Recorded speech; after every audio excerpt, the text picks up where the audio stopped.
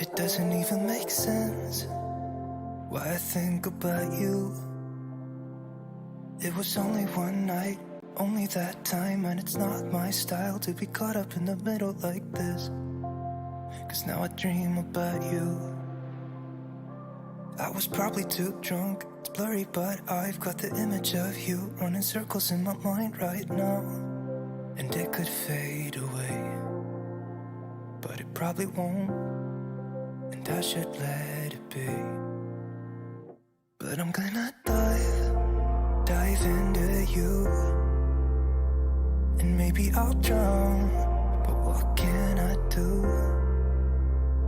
And it would be alright to let me down. Rather we try than let these feelings slide. So I'm gonna dive into you. It doesn't even make sense why we try to fight it. Every time that we touch, the room caught on fire. We could blame it on the wine, but we know that we will both be lying. I wish I didn't want you. I was doing just fine, the way that it was. Then you hand me these emotions, didn't want them, but I guess that I'm stuck with them. They could go away, but I know they won't, and I should let it be. But I'm gonna dive into you, and maybe I'll try, but what can I do? And it will be alright to let me down. I'd rather we try than let these feelings slide. So I'm gonna dive into you, dive into you, dive into you, dive into you, dive into you. Yeah, I'm gonna dive into you. It doesn't even make sense why I think about you. It was only one night, only that time, and it's not my style to be caught up in the middle like this. But I'm gonna dive into you, and maybe I'll try. What can I do? And it will be alright to let me down. I'd rather we try than let these feelings slide. So I'm gonna dive into you, dive into you, dive into you, dive into you, dive into you. And it will be alright to let me down. I'd rather we try than let these feelings slide. So I'm gonna dive into you.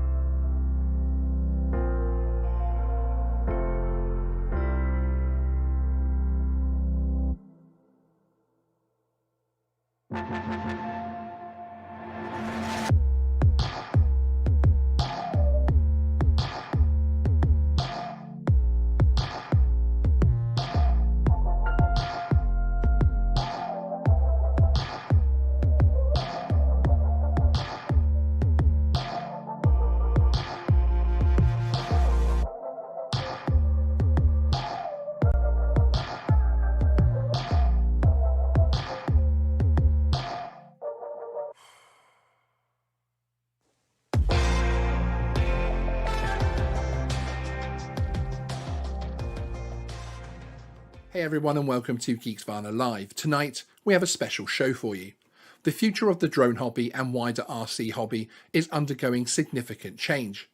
Whether you're watching this from the UK, EU or US, the airspace we fly in is set to change. Remote ID is a title which means something slightly different depending on where you are in the world. Here in the UK and EU, manufacturers from 2023 will need to ensure their drones comply with their set of drone classes, which includes weight limits, etc. They will also need to emit an electronic ID to show data such as drone registration, etc. Over in the US, the FAA proposal on remote ID is expected to become a published rule by the end of this year, 2020. Concerns in the community surround how this will be adopted by existing drone flyers and the privacy issues surrounding members of the public being able to view where a drone pilot is via a simple phone app. This live debate will discuss the future of remote ID, but also tie in the concept of unified traffic management systems. Today, we are joined by a live panel of guests including drone flyers and industry experts from around the world. From here in the UK, we have Matt Williams. Matt is a former military helicopter instructor, owner of UAV Hub, a major player in the drone training world, and of course you will know him from his YouTube channel, Mr. MPW. He also has a very exciting new venture coming up called the Drone Mentor. Also from this side of the pond, we have Andrew McQuillan, founder of Crowded Space Drones, a leading British company who are setting some impressive firsts with their work in drone public safety, including their recent announcement that CSD have become the only private sector drone organisation in the UK to be certified by the Surveillance Camera Commissioner. From the wider EU, we have my co-host Stephen Sutton, who is part of the successful company The Flyby Guys. Stephen and his colleagues are a professional UAV company based in Finland, who carry out everything from surveying on behalf of Helsinki to testing cutting-edge products on behalf of tech firms. Check out his YouTube link in the description. From the US tonight, we have John Coopy, is well known to our audience from his successful YouTube channel, where John reviews the latest RC tech. His insight into the world of FPV will be particularly valuable. John is also an active voice in the community on the subject of remote ID. We'll be keeping the discussion tonight on point, and we hope to provide you, our audience, with more information of what to expect, not just from this stage of remote ID, but the future adoption of a unified traffic management system to integrate manned air traffic with hobbyist drone flyers and, of course, future commercial drone operations, including those good old delivery drones. Let us know your thoughts in the chat. If you have any particular questions, tag @Geeksvana and I will try to get some audience questions put forward. So let's go over to the live studio and get into it. Okay, and hi everyone. Thank you for sitting through our little intro there. Thought it would be good to have a little pre-recorded intro to let you all know what tonight's show is all about. And hi to the panel. We have over here, we have John Coopy. Say hi, John. Hello, everyone. We have Andrew McQuillan down there at the bottom. Hi. We have Mr. CAA, Matt Williams from Mr. MPW here. Steady on. Good evening. And then we have Stephen Sutton of The Flyby Guys, my co-host over on this corner. It's great to see you all. Thank you so much for joining us. And just very quickly say hi to a few people in the chat. Thank you for joining us. Apologies for the stream going down there during the intro. It's always nice to break something. But yeah, it seemed to freeze on YouTube's end because everything was working perfectly my end, honest governor. But Darren K, good to see you. Doc Murdoch, Ray Kelly, Marcel, Treetop Flyer. Hi, good to see you as well. Peter Demestra, El Smeghead, who is our moderator. Any questions, please let him know. If you've got any questions tonight, as I said in the intro video, please @Geeksvana, and we'll try to fit those in as and when we can as well. As I was saying before, we have a really good panel of some people that that know what they're talking about when it comes to drones and UAV.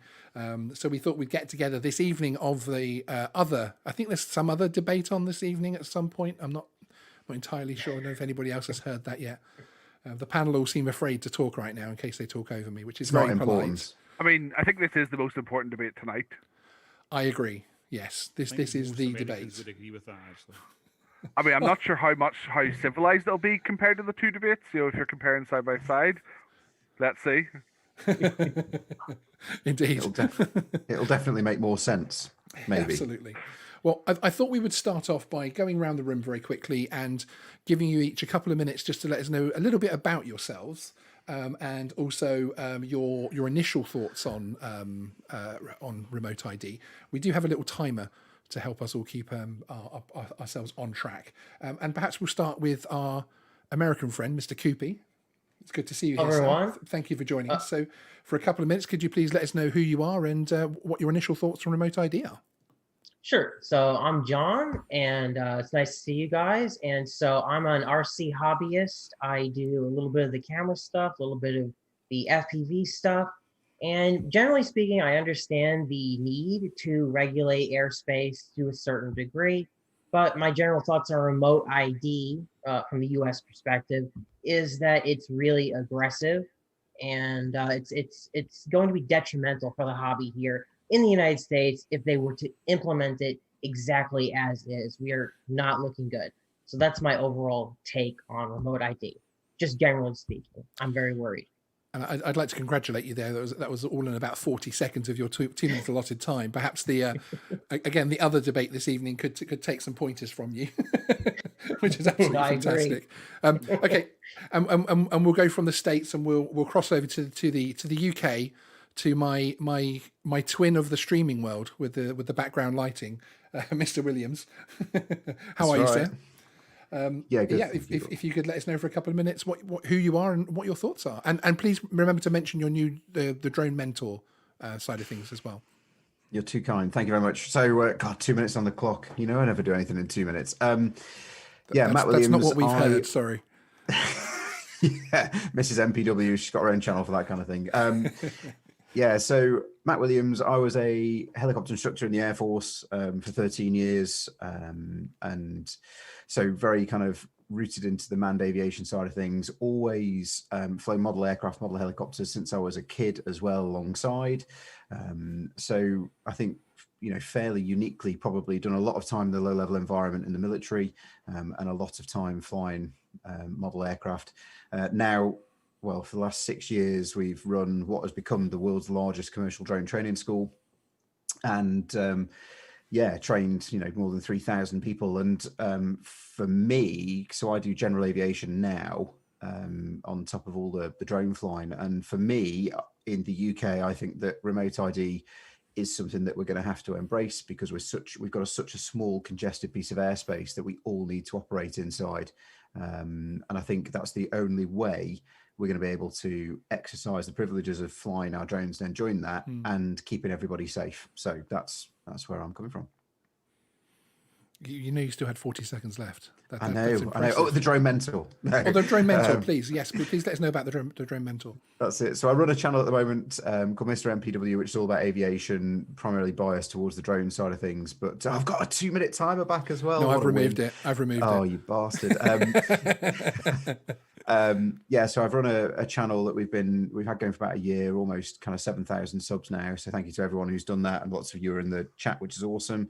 And we are launching a new channel in the next couple of weeks called the Drone Mentor, where I get away from the kind of ranty anti-CAA side of things, stopping us doing the hobby, and it'll be more focused on how you can get short and sharp stuff, how you can get the most out of your drones, and reviews and unboxings, rather than me ranting. The rants will still happen. I'm shocked that you ever say that you rant. Just rant and waffle a little bit, yeah. Never ever. Okay, well, thank you very much, Matt. Thank you for joining us. I really do appreciate it. We will stay this side of the pond, but over a little bit more water, isn't it? Actually, back over the water a little bit to Andrew. Hello, sir. How are you? Andrew McQuillan. Good, thanks. Awesome. So for those who don't know me, I'm Andrew McQuillan, and I run Crowded Space Drones. We are not a typical drone company because we do lots of different things with government and public safety and different features like that. One of the things we're sort of somewhat well known for now is we do some work with the government in relation to drone detection and counterterrorism applications with stopping drones. We also then do a lot of public safety work. We have an enhanced permission from the CAA and a few other national airspace authorities that allows us to fly close to crowds and different things. So we do lots of different work around that remit. We also have some accreditations which are akin to what the police would have. In terms of my perception of remote ID, etc., I started off in drones with Game of Thrones and subsequently Star Wars, stopping drones from paparazzi flying over the sets. That was before drone technology was allowing us to deal with them other than physically following the drone back. now we've got drone detection tech capabilities in worldwide, but very well in the UK, which allow us to identify to a large extent of the details about a specific drone. So whilst we can't in most cases find out immediately who's operating that drone, we will know the drone's there, what type of drone it is, etc., etc. So I see that remote ID in that space and that one hardware will bring in a lot of benefits. On the other side, I see lots of benefits from the drone delivery side and the proactive use of drones, where we can put more drones in an airspace safely. So I see it from two perspectives, but both more so from the commercial side. Excellent. Thank you very much. I really appreciate that. And also just wanted to publicly congratulate you on your recent news, as I mentioned in the intro there, of becoming the first UK private company to be authorised for on the drone surveillance side of things. It's really exciting. I know that yourself and Andrew are really setting the world alight at the moment with some of the contracts that you're winning and some of the work that you're doing. So a big congratulations on that, sir. Thanks very much. It's good for transparency, because I think that's one of the things I've seen most, especially from the hobby side of drones, is there's concerns about privacy in relation to drones. So we're doing work for lots of different government agencies, councils, public authorities, to have that level of transparency in what we do, to show it's verified as legal and Absolutely. we're not infringing anyone's rights. Yes. That's a first step to maturing drone use in that sector from companies. Indeed. Well, as I say, congratulations with that. Carpenter Rick, thank you very much for the $5 super chat. Really appreciate that. Cheers from Canada. Hello over there. And Philip Kashat, regular viewer and one of our channel members, $5 super chat. Thank you, sir. Driving and listening. And hi to Mike Miller as well, who I know he put in the chat before the show started that he is he's driving as well. So hi Mike, and travel safe. And then of course we come across to my man who is normally my co-host. He is still my co-host, but tonight he's doubling as one of the panelists, because of course Stephen, you have your own set of experience, etc. in this side of things, especially moving even beyond remote ID into the U space UTM side of things. So if you'd like to let everybody know a little bit more about you, that those that don't know about my wonderful co-host, and your initial thoughts on remote ID, sir. Oh, we can't hear you. We have no audio from you, sir. He's done a Sean. He's done a me. Testing. I haven't touched anything. I didn't. Oh, you're back. Let me just go back to your. Let me go back to your focus and try again. Okay. There you are. Hello, everyone. Stephen from the Flyby Guys. Good to see you all, and nice to see lots of familiar faces in the chat as well as in the panel. I'm based here in Finland. I have, our own drone company here, the Flyby Guys. We've been up and running for 2.5 years, and we're well established. We are doing lots of different work with inspection, work and operations, and some things I can't even talk about at the moment. Hopefully I can talk about it with you because it's super awesome. But I hope I can share that with you later on. In my past experience, I've been involved in the U-Space project, which has been going on here in Finland. And that was very successful. So I was part of the first success in the emergency services taking over from the unmanned aviation when they had blocked off the airspace. Excellent. So we had actually achieved the first ever, let's say, no-fly zone, and actually bringing the drones back without me doing anything, So we had our drones up. So this was an EU project, and there were many drone companies involved here in Finland, and we had all the UTM. So we had AirMap, we had Frequentis, and we had Altitude Angel. We had actually integrated with AirMap, and we were the only one who managed to integrate with the UTM. So that was a huge success, and it was I think it's the first time I was told that it was. That was history was made that the UTMs were actually integrated and drones could be controlled by the emergency services. It was a beautiful thing. It really was. So I think the remote ID is a good thing. obviously within reason. We don't call it remote ID here. We call it U-space. U meaning unified, so a unified airspace. Okay. I mean, I think U-space is slightly different to remote ID, isn't it? From the point of view that remote ID will be the thing of identifying individual drones, whereas U-space isn't that unified traffic management from the point of view of bringing everything together. There's a Slightly, but differential. it's more, And we can't have U-space until we have remote ID, of course, until we know where everybody's flying. So I think that it would be, it's very similar. I mean, you know, the emergency services could see my ID, so they could see who I was. They could see my email address, they could see my phone number, they Absolutely. knew who I was, they could see the drones, and they actually took control of the drones. Indeed. We are getting reports that your microphone's still very low, so I don't know if there's anything you can do that for the next segment. But thank you very much for that. It was really good to hear. Elsmeghead, thank you very much for the £5 super chat. Here's a £5 towards your remote ID fee. There's going to be a fee, right? Well, we don't know that at this stage, but there's probably two guesses from that point of view. So. Okay, well, thank you very much, panel, for letting us know who you are and your initial sort of take on remote ID. For what it's worth, my own personal opinion on remote ID is that it's probably something that's going to be needed, that really we have been operating in the Wild West up until now with our drones, and it's something that is going to happen.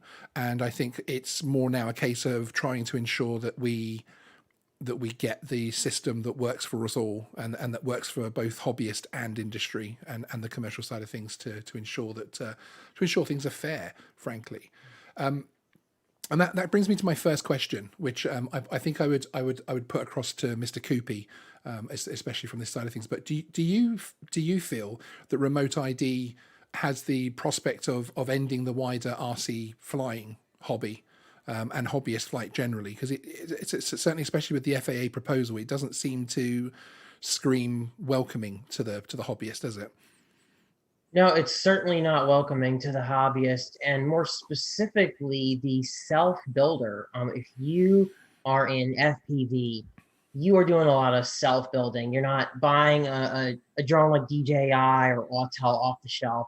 You're doing self-building, and one of the worst things about this proposal here is that it kind of just eliminates, the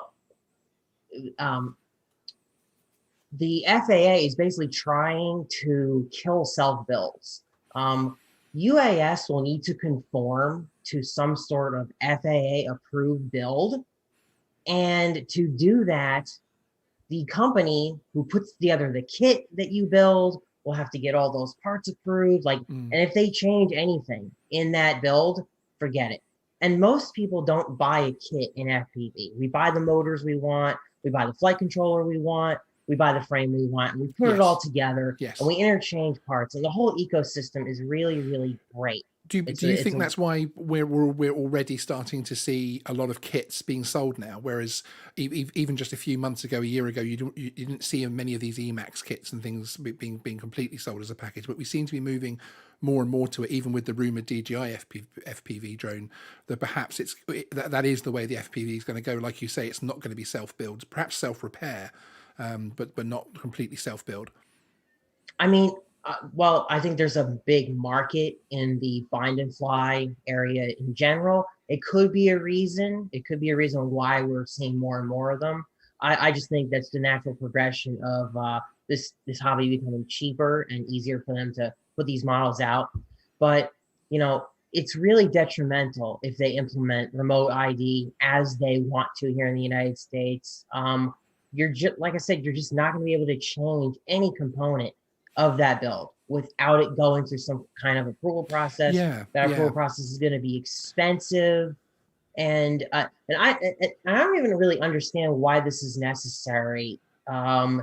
If my drone is broadcasting a digital license plate and it's airworthy and it can fly, I don't really understand why we have to have these build restrictions.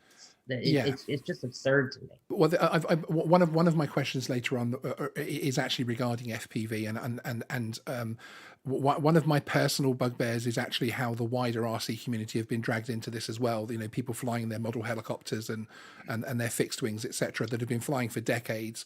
If ever there was a time to give exemptions, you know, it is to that side of the hobby. But there we go.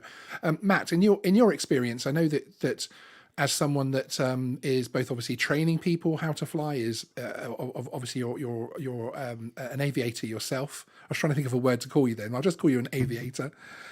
There's many words, yeah.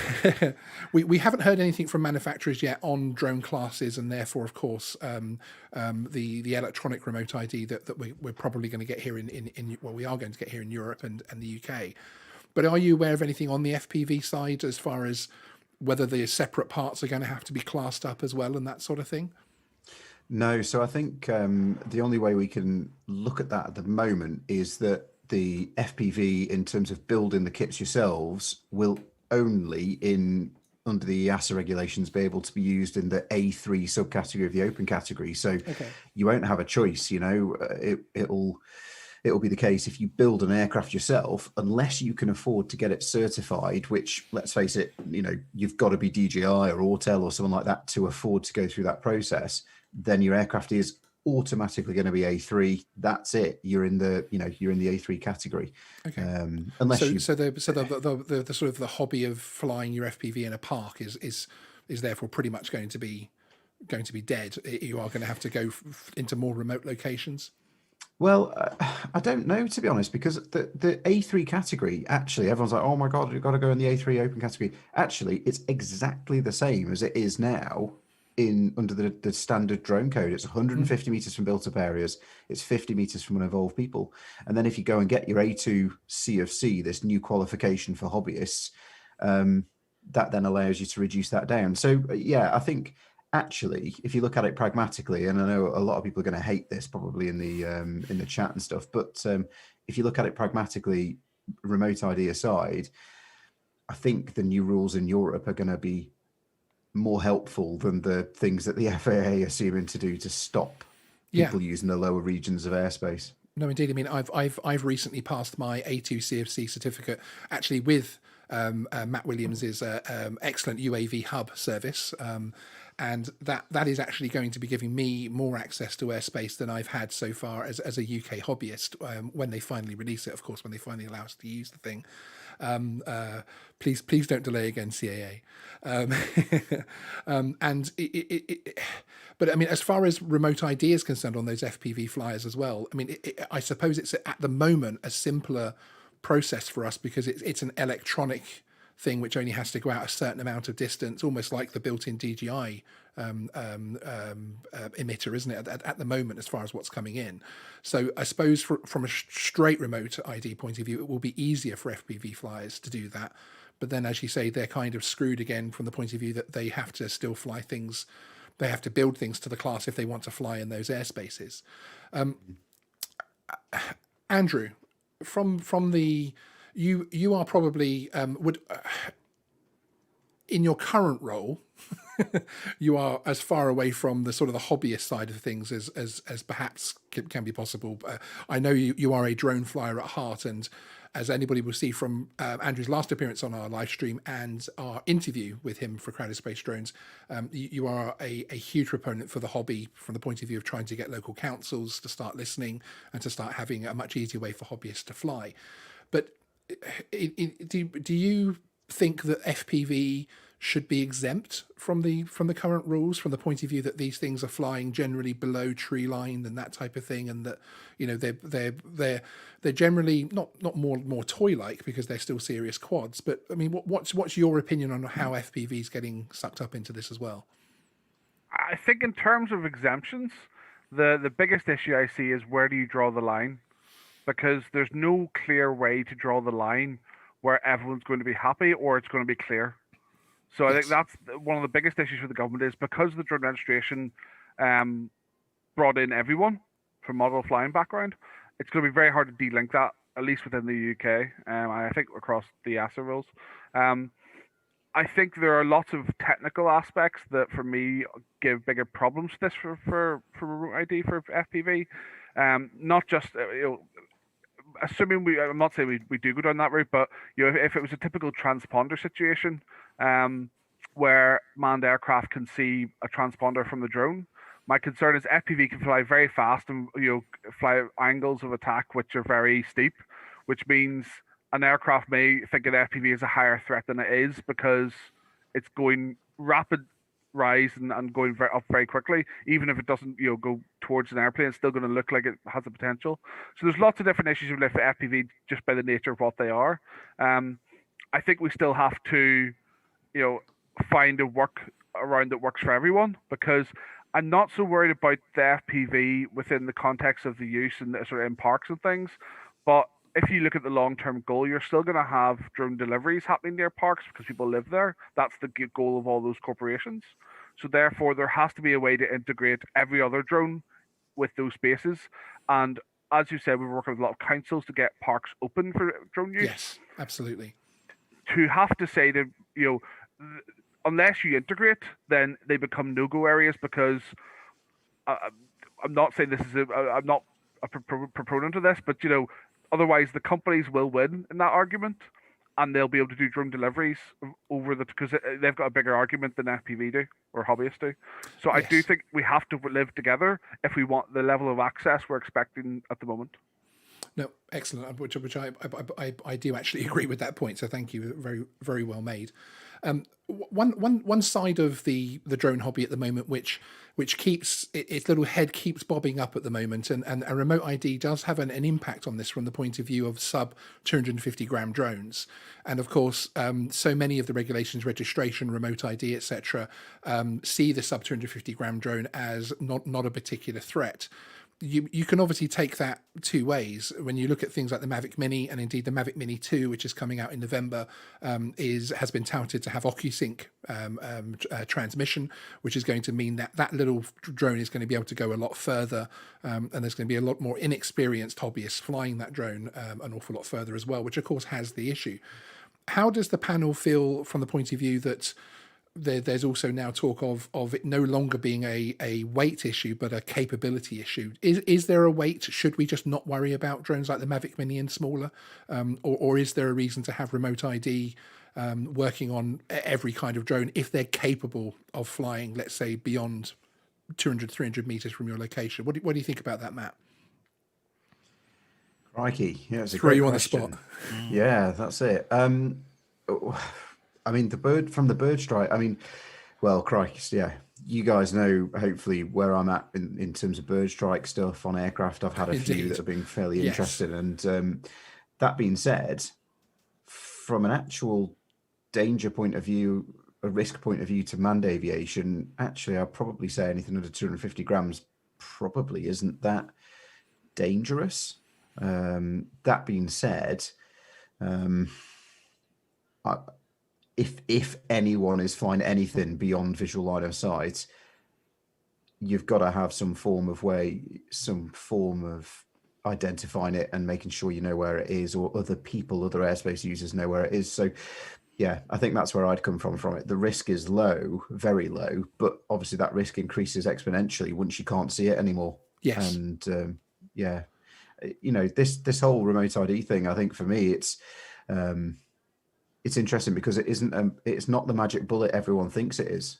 Having operated in the low level environment, we had something called Mode S in our aircraft that we had to fit. The military had to retrofit into all our frontline aircraft and training aircraft to try and mitigate mid-air collisions. And it was all well and good saying, oh, we've all got Mode S now and we can all see each other because we're all transponding and able to resolve where each other are. But in the low level environment, once you get down to 50 or 100 feet, there's so much ghosting, there's so much shadowing, there's so much in terms of the signal being reflected or not being seen for long enough by the aircraft that's flying towards you, that actually like I say, in the low level environment, it isn't the magic bullet everyone thinks it is. It's more people flying further away and stuff like that. So I don't know, mate. Is the honest answer? And I think I suppose even a 249-gram drone might cause a delivery drone an issue, because I suppose where the people making these rules are thinking about the future. And the DAC had one of their live streams today where they were talking about this type of thing, and a lot of the chat were the people in the chat were saying, my little drone isn't a danger to anything, and it's actually, you have to also remember what's coming, especially on the unmanned side of things with delivery drones, and a Mavic Mini coming into contact with a delivery drone might still cause that delivery drone major issues. Of course, that's not necessarily our problem as hobbyists, and I do understand that side of things, but thank you for that. How about you, Stephen? Do you have any thoughts on the whether it should be on weight or capability? Well, I think it's just general aviation, actually. It doesn't really matter if it's boats or if it's cars. Okay. It's still aviation. If you buy a car, you have to have your car taxed. You have to have your car MOT'd, the yearly inspection. Here in Finland, we have to change our tires twice a year, from the summer tires to winter tires. That's by law.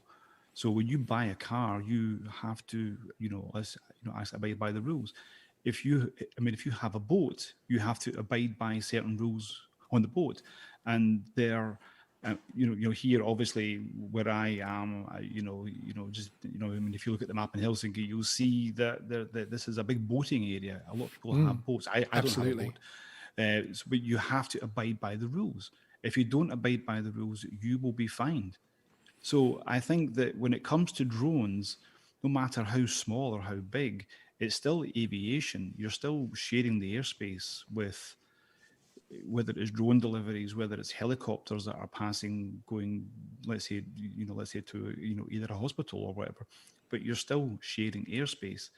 So hobbies can be expensive. And I think that the drone community, even myself as a hobbyist as well. Mm. Oh, did we lose the... even though I'm sorry, we lost Zoom there for a minute. From a hobby point of view. Apologies. Okay. You're back. Yep, you're back. Okay, again. But I think from a hobby point of view, I think that we have got off lightly for quite a long time.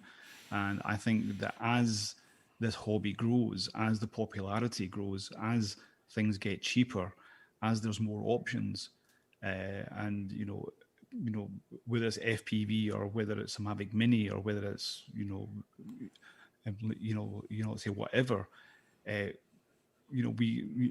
has to be some kind of control there, because and this also comes down to social acceptance as well. So we have to have social acceptance, because the public don't quite trust drones yet. They see them as there's very mixed messages sent out. Cameras. Yeah, it's a very mixed message that's sent out to the public. Yeah, drones are either saving people's lives or nearly killing them in the press, really. Yeah, of course. So but I do, that's why I do support this remote ID to a certain point.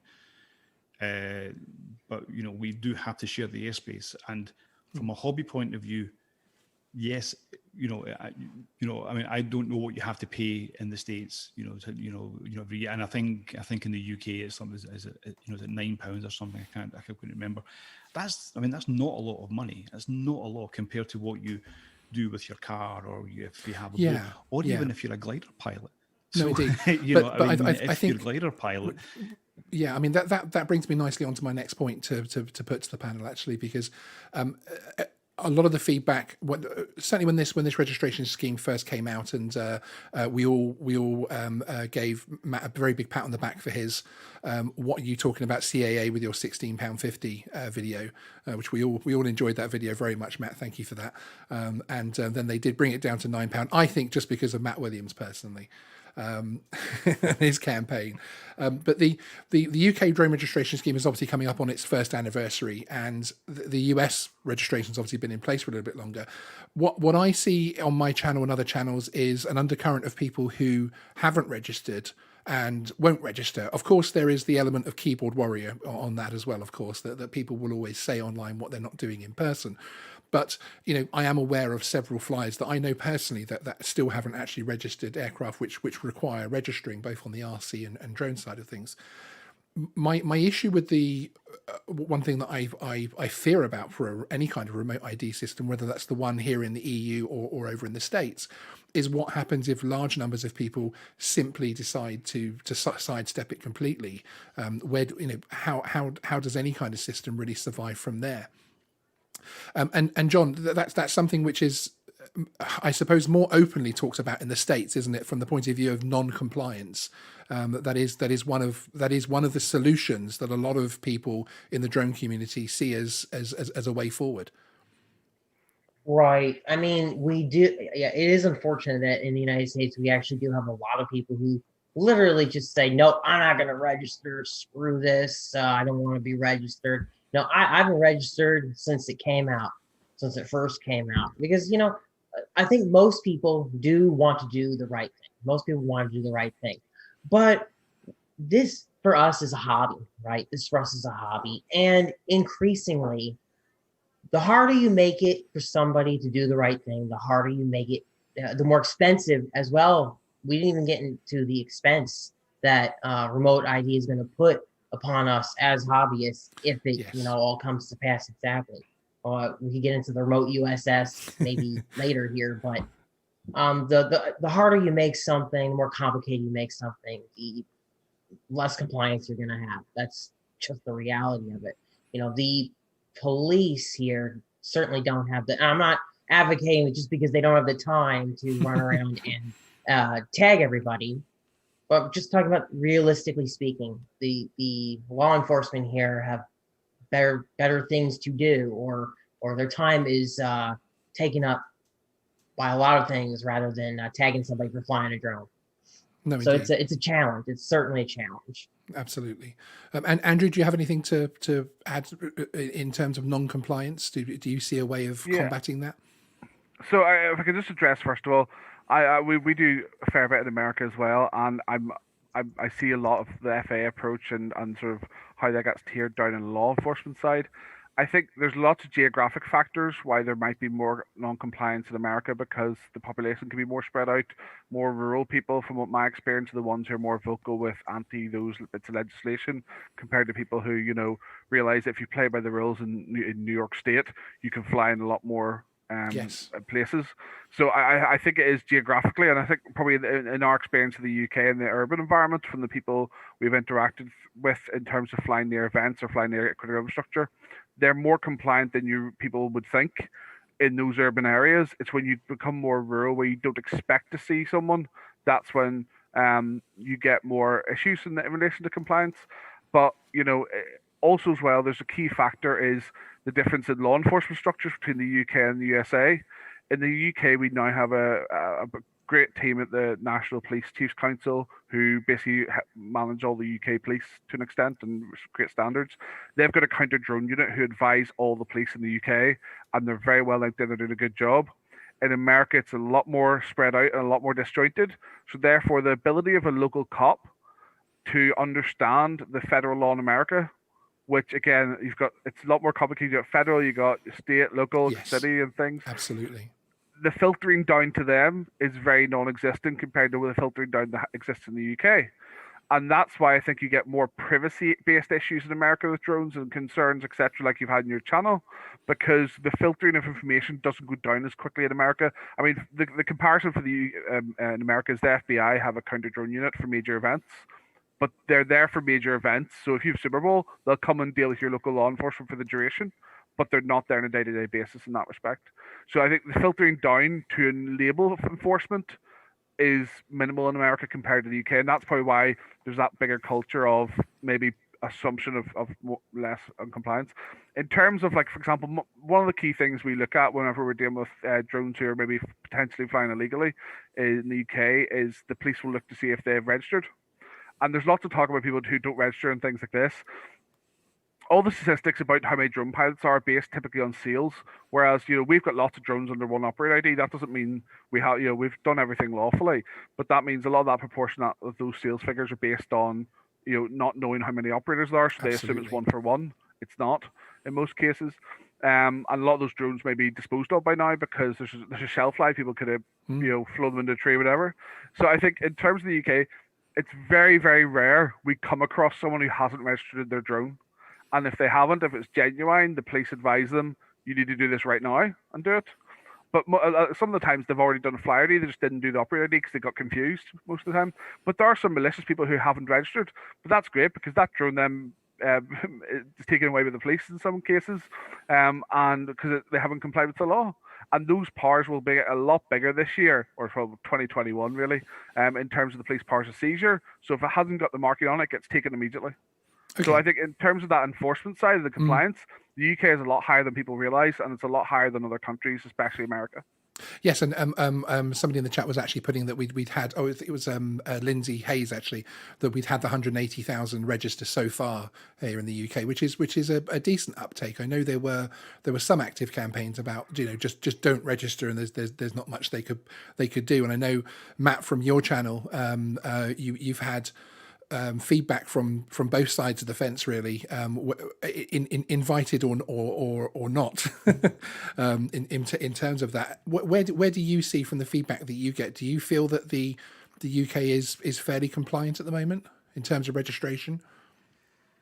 Probably. I think it's quite interesting on the kind of viewership that we get, because you'd imagine that most of those people would be, because they're watching this kind of stuff, most of those people are in a demographic where they would be compliant. But you can see it's probably a 50-50 split, I'd say, of people saying, yeah, I've registered, or no, screw that, I'm not doing it, and I'm going to carry on. And I have to say, and I get a load of bashing from this part of the community, it tends to be the FPV pilots who are like, nah, balls to that, I'm not registering, what are they going to do? So yeah, I think it's just one of those things. 186,000 is a lot of people. It is. That have registered. It's a lot more than I think we expected when we went into this last year. But I think we're only scratching the surface of people who have actually got a drone and should register. But again, I think personally, excuse me, a lot of that is down to the CAA and the DFT not publicising this to the general public. Those of us, and I think this is perhaps, Andrew, where you're getting this. A lot of people are complying. I agree. I think a lot of the people who know about it have complied. I think there's a hell of a lot of people out there who, and I know there's a lot of people who will say, oh, I didn't know anything about it, because then they can think they can get away with it, right? But yes. I think there's a lot of people out there who genuinely don't know anything about it, or would be very surprised, because when they bought their drone a year or 2 years ago, this didn't even exist. It wasn't even, on the table. So yeah, to come back on that point, I think that yes, the problem is the public see that as a CAA issue, whereas I would put that very firmly at the door of Department of Transport in the UK, because they're the ones who change the fee structure. They're the ones who set the fee. The CAA are essentially just a processing part of that. They're not in charge of that at all. And the budget, from my understanding, the £16 fee included a significant marketing campaign that had to be cut to get it down to the 9. There's no other cost they could cut, and that was the minister took that decision himself. So that's the problem. Is it's there was a marketing campaign planned by the CAA. They were handcuffed in terms of their ability to deliver that, and that was I saw some details. It was a brilliant campaign. It was shopping centres and everything. So I think that's the.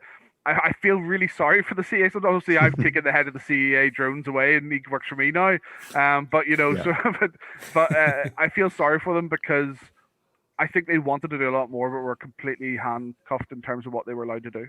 That's it, and that's why I mentioned the DFT in there, because as much as I bash the CAA about things like this, I understand that it is, particularly in this case, the DFT's they've devolved the responsibility to the CAA to get it out there and then taken that budget away. But even so, they're the representative, they're the ones who are given the task of regulating. And how can you regulate someone if people don't know about it? So yeah, it's down to all of them, I think, to make us aware. But they'll say it's down to the operators to be aware rather than indeed. It's Yeah, like, it's the Well, highway code. I do think that 180,000 is a lot of drones that have been registered in the UK. That is a lot, and that it is. really shows how much you need to have registration. If they are scratching the surface, I'm not saying that there's probably 1,800,000, but that is a lot of drones. So it just shows you how popular this hobby, in a sense, is. Yes. I'm sure there is a load, maybe 20-30%, maybe that's even too much, that would, in a sense, be for even professional use. What do you think the percentage is of that? Well, there's just under 6,000 commercial operators in the UK. So they've all got one operate ID. So out of 180,000, take away 6,000. Exactly. Technically, the rest are hobbyists. And then out of that 180,000 as well, you have to allot into that the community that I feel sorry for, which is the wider RC hobby, with their helicopters and fixed wings that are doing no harm to anybody sat in their fields. I'm a member of one myself. They very kindly allowed me to join to practice flying my drones so that I wasn't a danger to the public, and that experience really sort of rounded me as a hobbyist pilot.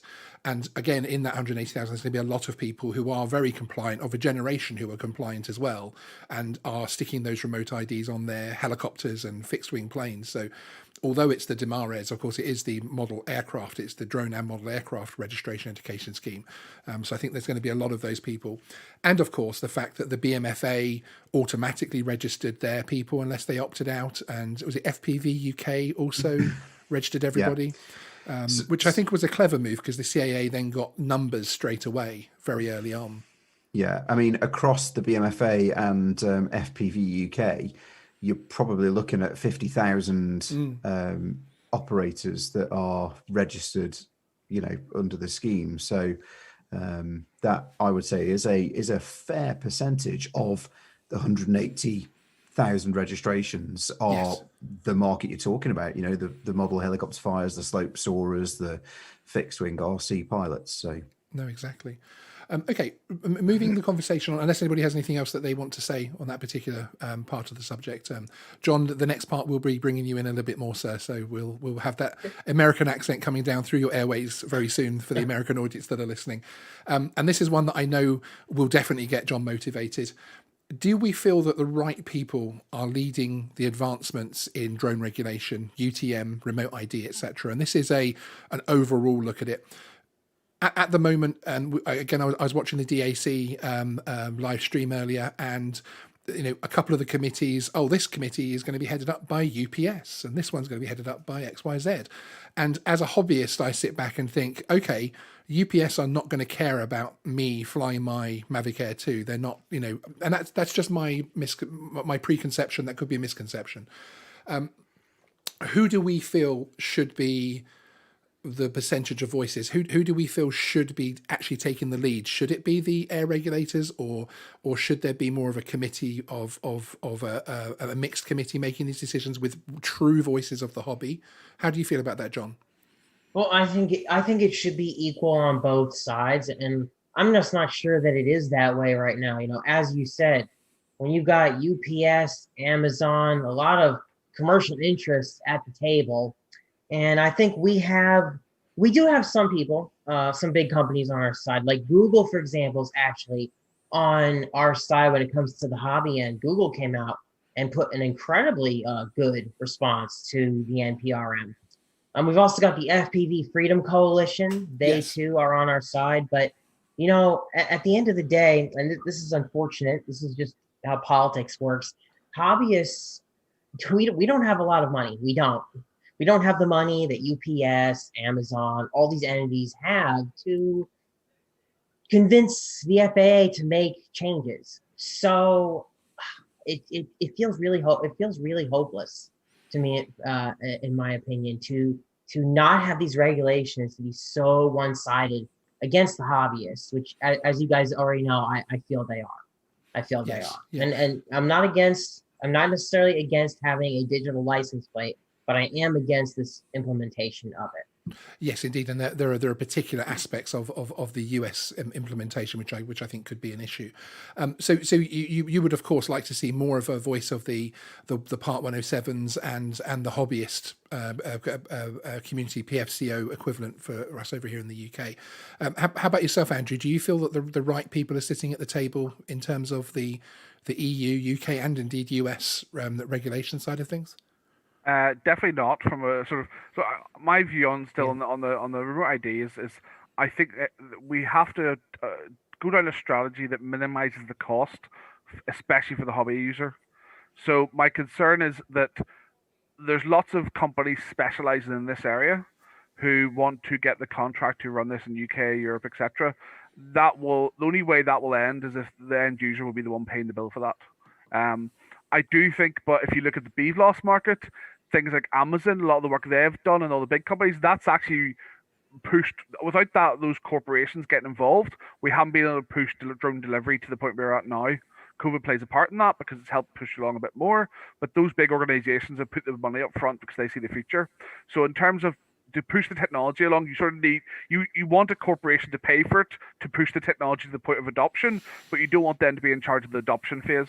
Yes, And I think that's the sort of utopia. I think in terms of the organizations I think aren't involved as much as they should be are maybe the manufacturers, because I would want the likes of Autel, DJI to be involved in this is at the point where they go, this is what we want to use, this is this technology, the standard sort of prototype. I want them to be involved to incorporate into their products they're going to sell. FPV, yes, that's maybe a little bit more complicated, you can self-build, etc. But I think that there needs to be that engagement at the point of to make it adopted. Because if you're relying on the companies to sell your product to fit onto a drone to do that, then there's going to be a significant cost because they're going to have to recoup their R&D aspect of that quite quickly, and everyone sees drones as a sort of a massive money spinner to an extent. indeed. So I think the best way is to use the corporations to get to the point where we're ready to adopt, but don't get them involved in the adoption itself. So you wouldn't necessarily like the committees which were being formed today. You wouldn't necessarily have had UPS head one of those committees. I think all I can say is for example, the European UK model, which I'm very familiar with, there are the government are resisting commercialisms within that structure. Where in the Europe there's too much parts to this. So you've got the aviation regulators want this from a UTM point of view and sort of aviation safety, but the overarching reason for this is more on the security side, for governments. Yes. So you've also got two potentially conflicting approaches there. They both want very different things out of it. And the technology they need to achieve both maybe doesn't exist yet. So I think in America you've got the problem of, from my experience of federal agencies in America, they love committees, they love structures. It maybe takes things that happen over a very long time compared to, I think, a little bit more leaner European structures. So I think in America, yeah, I would be very concerned with corporations getting involved. They still need to be involved, but not running the show. Yes, excellent. Thank you. No, I agree with that. Would you have anything to add to that, Matt? Yeah, well, always, right? So going back to your original question, I think we need to go the long way around with this, because you're asking, are the right people at the table? And I think we need to look at this as there are two groups of people here. There are us as hobbyists and recreational pilots who enjoy it. And there's in fact, I would group into that the commercial drone operators in the UK, the Part 107 and Treble 3 as it was in America as well.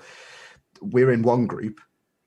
There's another group which doesn't really exist yet, but they're the ones who are more powerful. They are the ones who ultimately are going to control the lower airspace regions. They're the commercial drone organizations. They're the commercial aviation operators that are going to pop up. So from that respect, I would say the correct people are at the table for making the regulations such that we can't do what we want to do as hobbyists and recreational pilots, and they're going to close that airspace down because ultimately the government wants to commercialize it. I genuinely believe that that is the case. I genuinely think that below 400 feet is going to be commercialized. It's going to be sold to the highest bidder or bidders. So from a government perspective, they've absolutely got the right people around the table, because as soon as they start putting those, people with the cash that are going to be able to pay for the airspace, access to the airspace at the table, then they're doing the right thing. What we as a group of individuals have got is that, and a community, I suppose, is that we haven't got that level of representation, and I genuinely don't see how we're going to get it.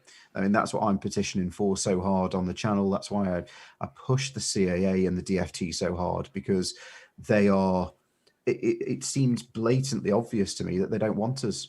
And that's why they're tightening the screw on us. And we're not being given the opportunity to be represented. We're not being given the opportunity to put our thoughts and comments forwards because they don't want us there. We get in the way.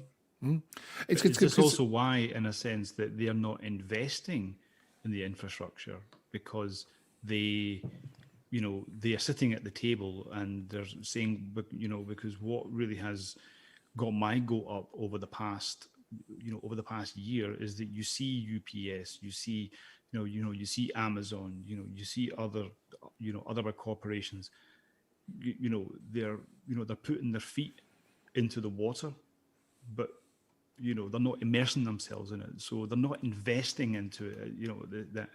This is something which I'm very sort of critical of, because VCs, these venture capitalists are putting money into drone deliveries every week, let's say every month, and they're losing money because not much is happening, because they know fine, or we know fine well that it's going to be Amazon, it's going to be UPS. They're not investing, into this yet. They're sitting at the table, as you say, but they're not really investing. I mean, Amazon are doing something, and it's all in these rural areas. It's all, but it's not in the cities. No one's doing anything yet. I mean, when it comes to drone deliveries, it's not really happening. It's, Yeah, I mean, I've recently. Sorry, Andrew, please.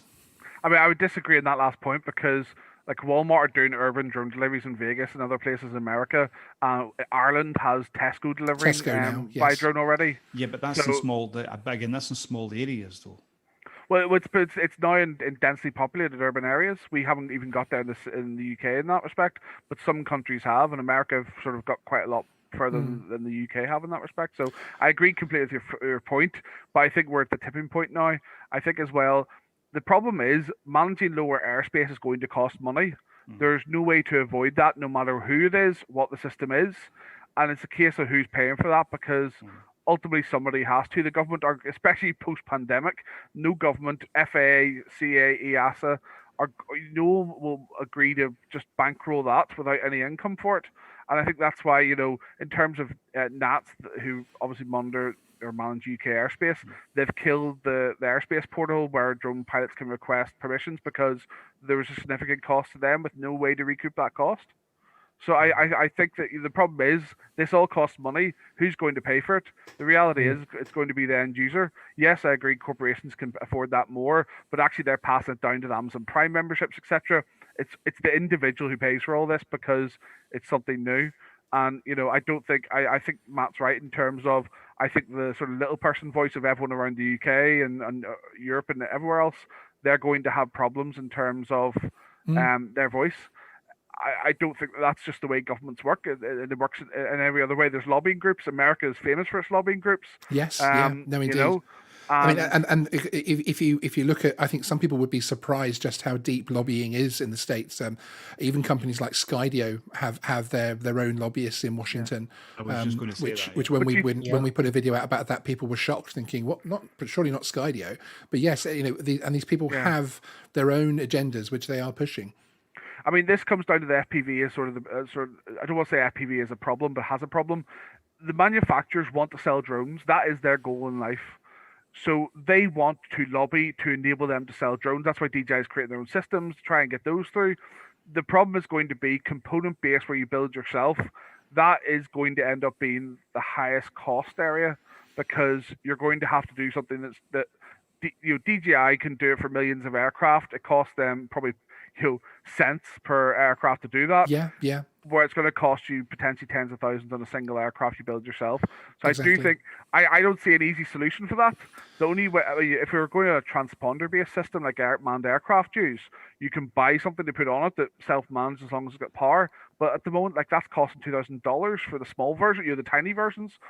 There is a solution there, but $2,000, and then you need a transponder, Exactly. etc. Exactly. So I think FPV will be the sort of will bear the brunt of this a lot harder than model aircraft hobby users and commercial users. Yeah, no, indeed. I mean, and this is where I fear the non-compliance side of things, which I know John will agree with. I'm a large part of my audience are stateside, and a large part of that audience are a growing part of the audience. Thank you, FPV flyers who are following Geeksvana. It's really great to communicate with you all with things like our FPV Wednesday videos, etc. But they are already a large part of that audience already see themselves kind of as outlaws from the point of view of where they fly and the types of flights that they sometimes do, etc. And it's a semi accepted atmosphere, really. And that's where I see non-compliance happening is where it becomes extremely difficult, as John was saying, to actually build these aircraft legally. I think they're still going to get built, and then of course it's going to come down to whether you can stop the import of these parts from China, etc., to stop people self-building these drones, because I don't know if you'd agree, John, but I think putting a very high cost on the FPV hobby it won't necessarily stop a lot of people from doing it. They'll just carry on building as they always have done and not comply. Correct. I mean, look, if this transponder, for example, that we have to put on all of our drones would be a ridiculous cost, a lot of people just aren't going to do it. That's the reality of it. Look, I think there's a really simple way to implement remote ID for FPV. Okay. I don't see, well, first of all, I completely disagree with the fact that they want to have us hooked up to the internet, okay, with the remote USS. That I'm completely against. I think that overly complicates the entire process, and again puts another burden of costs on the user. It creates privacy issues because now all of our data has to be uploaded to a third party. Okay, it's not going to be just to the government. We're having to upload our data to what is called the remote USS. Okay, and Yes. we'll get the privilege of paying some kind of subscription cost, or maybe per drone. If we're lucky, we'll get to pay per drone for the privilege of uploading our flight data for every and all of our information to these third-party services. And I don't see why we can't just do it with broadcast. Crossfire, which is a very common downlink for FPV, they've even said we can embed some kind of tag, we can embed some kind of digital marker in your RF link that if a police officer needed to get the data from that, they would be able to see it. They would be able to pull it from there. I don't see a problem with that. I don't see why we need to involve the internet at all to enjoy our drones at maximum, to enjoy our drones the way that we enjoy them today, especially in FPV, Sean, where, like you said, for the most part, we're not even flying above the treetops half the time. We're not even flying above the treetops. So this is a huge challenge. Indeed, I completely agree with that, and one of the sides that is a concern for me from the FAA remote ID is this thing that keeps coming up about people with a simple smartphone app being able to actually locate where the individual pilot is stood, and I know that's mentioned in the proposal document itself, but there's also other contradictory information in there which states that the privacy of the pilot has to be respected for anything that goes through as well. So I'm hoping that any magic app like the DJI app type of system should the FAA go down an app accessible route, which of course, if they want Joe Blogg's Leo law enforcement officer to be able to access it, it's going to have to be something simple. I'm hoping there'll be different levels of access that actually Joe Public could say, yes, okay, that's a legal drone flying above me, okay, and that's all they get. And then of course law enforcement can drill down and find out where that pilot is flying from, which I hope it doesn't go down that route, because I think that will really cause a huge amount of damage to the hobby stateside, which is a real shame. Anybody else? Just to say the flip side of that as well is there's certain applications, for example, counter-terrorism work like FBI, police in the UK, they don't want you to see where their drones are because they could be engaged in active operations. Yes. So the problem is it's not just a system that shows all drones, it's that the public, they can select if the public see a law enforcement drone flying. So it's easy just to get everything to broadcast, but then to make sure only the certain people see what they're allowed to see, that's the hard part. No, indeed, and that is one of the issues with remote ID and privacy and everything else. Is there are so many areas where that are really butting up against each other at the moment, and finding the right route through is so difficult. Just very quickly, wanted to say to the people in the chat, thank you so much for being so active this evening. Bill, Coast to Coast, it's really great to see you. And there's Lindsay Hayes, Jamie, Wilderness Detour, Agent K, Akirasho, everyone that's being active tonight, thank you. Although we're not able to be as active with the chat as we normally are on things like the drone show this evening because of the format tonight, I want you to know that I will be going back and reading all of your comments, because that will form essentially a follow-up video to this. So all of your comments are going to be taken into consideration, perhaps unlike the CAA and FAA. And we will be coming back to you based on your comments. Ooh. There we go. Okay, now moving on to the next part of the subject. One of my personal hobbies surrounds World War II and the RAF at that time, and the fascinating era for aviation that was. That's brought me into contact with a lot of experienced retired pilots, veterans over the years, over the last couple of decades, and some of them voiced to me how the hobby of manned aviation was actually something which used to be very affordable, very much, especially stateside, very much in the within the reach of your normal man-ish. It certainly wasn't the cost of now.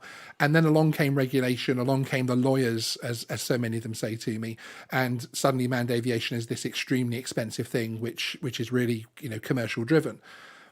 Do we see a way, how do we ensure that the drone side of things now in 5-10 years time with remote ID, with UTM, how do we ensure that doesn't become the same for us, that we aren't effectively, hobbyists aren't priced out of being able to enjoy our skies? Does anybody have anything to say on that? I think it's inevitable. I do? don't think there's no way to stop a system coming into play which will cost people money. There's just no way to stop that. Okay, and thank you for joining us on Geeksvana Live. That is the end of the show this evening and the end of the hobby. But the issue is how much that costs. And that's yes. The things that matter about lobbying. That's the things that need to happen to bring that cost down. And then this is exactly what happened with drone registration in the UK. It was $16.50. It came down to $9 through lobbying. Thanks to Matt Williams. Yeah. Yes. So so I think everyone has a massive job to do here in terms of lobbying in all their countries to get this as easy as possible. I think if we can even get one country to stick their head up first and go, this is what we're doing, it's easier for some countries to say, well, just follow them, especially in Europe. Yes. But, I think if we can get some sort of country with a utopia, even if that means we all get on the bandwagon to go to Kazakhstan and lobby them and just say, well, Kazakhstan's doing it really well, let's do it like that everywhere else. But we need to get something that works, because governments like to just pick up something that works because they therefore don't have to spend time developing it as much. So if we can all work together and get something that works for most people, because I don't think it'll ever please everyone, that's what people need to do in the industry, because I think that's without having millions for lobbying people, I think that's the best thing we can do. But how does that happen though? I mean, you look at organisations like the BMFA here in the UK and the AMA in the States, and we don't seem to have an effective voice. And in my opinion, once any group that you can join becomes above a certain 1,000 members, it almost becomes, a magazine that you get once a month rather than actually something that's going to help you. Does anybody have any contribution as far as how we actually, the dream ticket of actually mounting a hobbyist stroke lower level professional drone operator group that's going to be significant enough to be able to have a voice in all of this to ensure that the costs are kept down for hobbyists, etc.? I think hopefully we've already started that. I mean, we're trying to rally the troops on the channel that I run, as you're aware, Yes. To ultimately, and I don't know where, I'll go for it. Like, we are trying to form a group which is taking the devolved responsibility away from the CAA, because they're a regulator, and you should have different layers in there, we think, whereby you've got the CAA, you've got the DFT, who are the kind of conduit to Parliament, if you like, and they make the legislation and get that passed. Then below them you've got the regulator, who are the CAA. And I think, coming back to the question previous to this, which was, have we got the right people in the right positions? I think we then need, underneath them, a body of experts and a representative body, which is what we thought ARPAS was going to be in the UK initially, the Association of Remotely Piloted Aircraft Systems, and it never became what it should have been, what it was intended to be. We need to have a similar thing to that, where we have representation of each of the individual things. We need the commercial operators, the FPV pilots, the BMFA type pilots. We need all of them represented on a committee, and we put proposals forward together as one group, a contiguous group with a voice and a bit of, therefore, hopefully a little bit of say in what goes on, because ultimately we're a democracy, right? We live in democratic societies, and it should be down to us as the electorate to decide as a democratic group what it is that we want. And government are there to work for us is the big one from this whole thing, and this whole piece from the remote ID. And I can see Andrew, your little smirk on it. Like, I get that we don't have that power. I understand that. But actually we do. It's like Bug's Life, right? The kids were watching A Bug's Life a couple of days ago, and it's all the little ants and the grasshoppers. And when they realize that they're stronger together than the grasshoppers were, then all of a sudden they win. And that's what we're pushing for. So and that's coming from people on the channel saying, crikey, we need you to get this sorted, and we need to move it forward. So we are working on that at the moment, and let's, if people are interested, let's do it, because it should be up to us, and the CAA then can regulate, and we wouldn't be setting a precedent. This has been done in the UK in what is, I suppose, the experimental manned aircraft and unmanned aircraft market in the US. In the UK, we've got the Light Aircraft Association, who were given devolved responsibility, because they turned around to the CAA and said, you don't know what you're doing here. Let us do it as the experts, and they are the experts, and they're allowed to run with it. So I think that's what we need to do, to be honest. How often do you actually discuss with the CAA? Well, it used to be on a weekly basis, until Andrew poached the person that I used to speak to on at least a weekly basis, and got good information, and we had great lines of communication with them. As with all big organisations, they're using he sleeps with them. Cheers, Smeghead. As most big organisations are doing, they're blaming COVID for not having good communication at the moment, which isn't appropriate. It's not an excuse now, guys. It's been here for 7 months, and it's not going to go anywhere anytime soon. So get a grip, is what I'd say, and change with the times, like everyone else is having to. So yeah, it used to be, like I say, if not daily, a weekly basis, and now we can't get hold of them. They're not interested. I do think I have to take the blame there for a large part, because I post that person in July, Yes, and it's working well for me. Working exceptionally well. That was definitely his Thanos snap. Yes, that was it, wasn't it? But it's not. When the person who came into there, who I knew from before, because the person who replaced him taught me in my initial drone course, and it's not, when you're not from that organization, for any government thing, it's very hard to upskill and learn the ropes. So it's only been just over 3 months. I think you'll start to get there, but I don't think it's any negative effect on that person or the drone unit in CA. I think that's a case of Yeah. having to learn things from scratch. And so I'm happy to take the blame for Right, that now- because I yeah. forced them to go down that route, in terms of getting a new person. But I think, can I just, in terms of, I don't mean this negatively, but can I inject an element of realism in terms of the goal? I completely agree in terms of the lobby group and that and what you want to achieve. But the government response to representation is elect your senators, elect your MPs, which brings us back to the sort of debate theme for tonight for what America's going through. That's the government's automatic response to that, to butt off those accusations in terms of you want demands. That's fine. That's the way it works. I think that's going to be the rebuttal. I think as well, in a normal situation for lots of things like you see with green energy and things like that, exactly what you're proposing has worked. And you've obviously the local with the light aircraft aspects. I think the issue is here technology is moving way quicker than how government does that. Yep. And I think the issue is everyone, no matter who or even the government themselves, we're all playing catch up with the technology. So the problem is if we try to start that process, that takes longer than actually the technology developing, and then you're going to have at least a transition period before you be able to get any power to do things. It's already been decided, at least temporarily. So I think. That's why I just don't think it's going to work because of the speed of technology. Yeah, no, and I agree, but at the same time, there is no representation within government who understands what's going on, and this is, as we've all identified, an ever increasing and very, very rapidly growing and potentially profitable for government even sector. It's a brand new sector. So why, and this is one of the routes we're looking at going down, why isn't there a minister for unmanned aviation? I think that's a good point. And I'm willing to put myself forwards for that position, that's because they need someone who knows what they're doing. I'd vote for you. Thank you, mate. I do think the best way we can all work together this is a single ticket issue type group.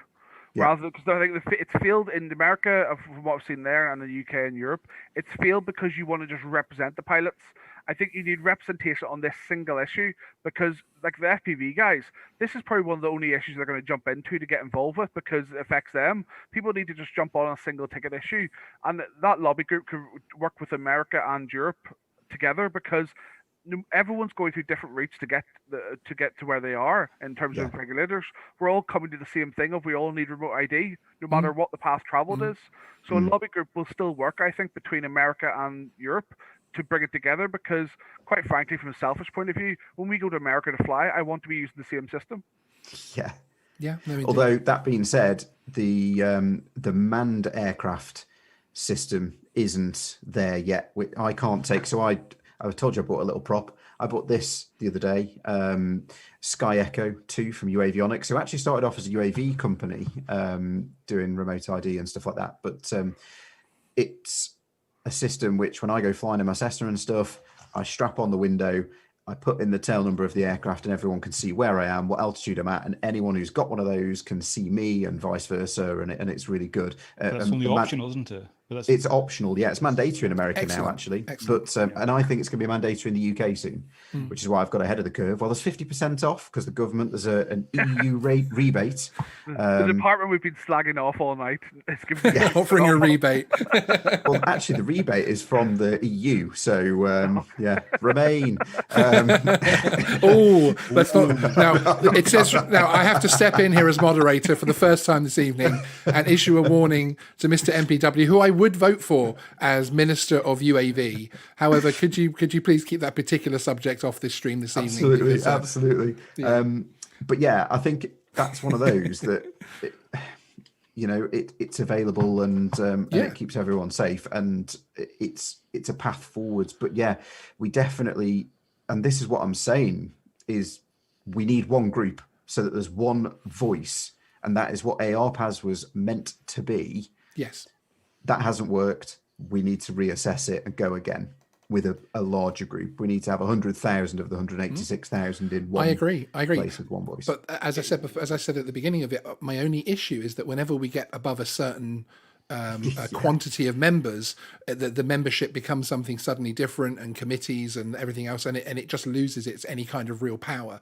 And then, as Andrew's saying, it then comes up against the government weight of saying, hang on, that is what for MPs and senators and are for. And then because it isn't that spearhead organization. So I think that the two things should come together, and we should have exactly that organization, but on one particular subject, and go for it from that point of view. A single ticket issue organization doesn't need much structure to it. No, exactly. There's not much to decide. We're just saying this is what we all agree on. So I do think there is, a way to do that. I do think that is a good way to do it. So yeah, I told you, Matt, you've already started the fight in the chat about Brexit now. Thank you for that. Matt, is your background, is that European Union shaded blue on the background there? Oh my goodness. That's harsh. Hey. Okay, and that's my first warning to Mr. McQuillan.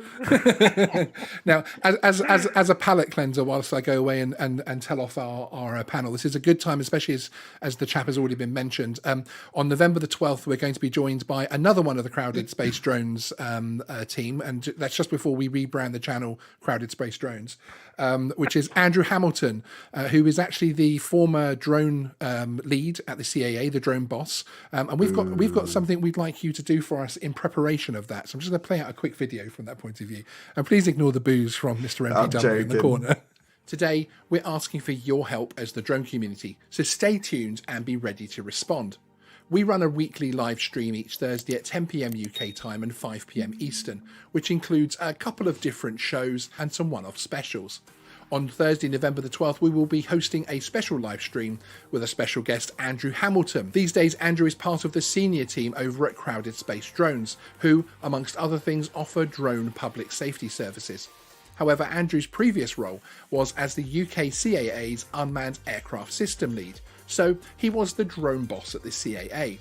Involved in the drone world professionally for nearly a decade, Andrew is also a former inspector with Devon and Cornwall Constabulary, founding the first ever 24-hour police drone unit, which now has over 50 police officers trained as pilots. Under his leadership at the CAA, Andrew oversaw the approval of drone delivery programs and, as mentioned, assisted in the rollout of the UK drone registration scheme, DMARES. We're really looking forward to chatting with Andrew and find out more about his new role and some of the exciting new projects he has coming up. We're also looking forward to discussing his previous role at the CAA, and this is where we need your help.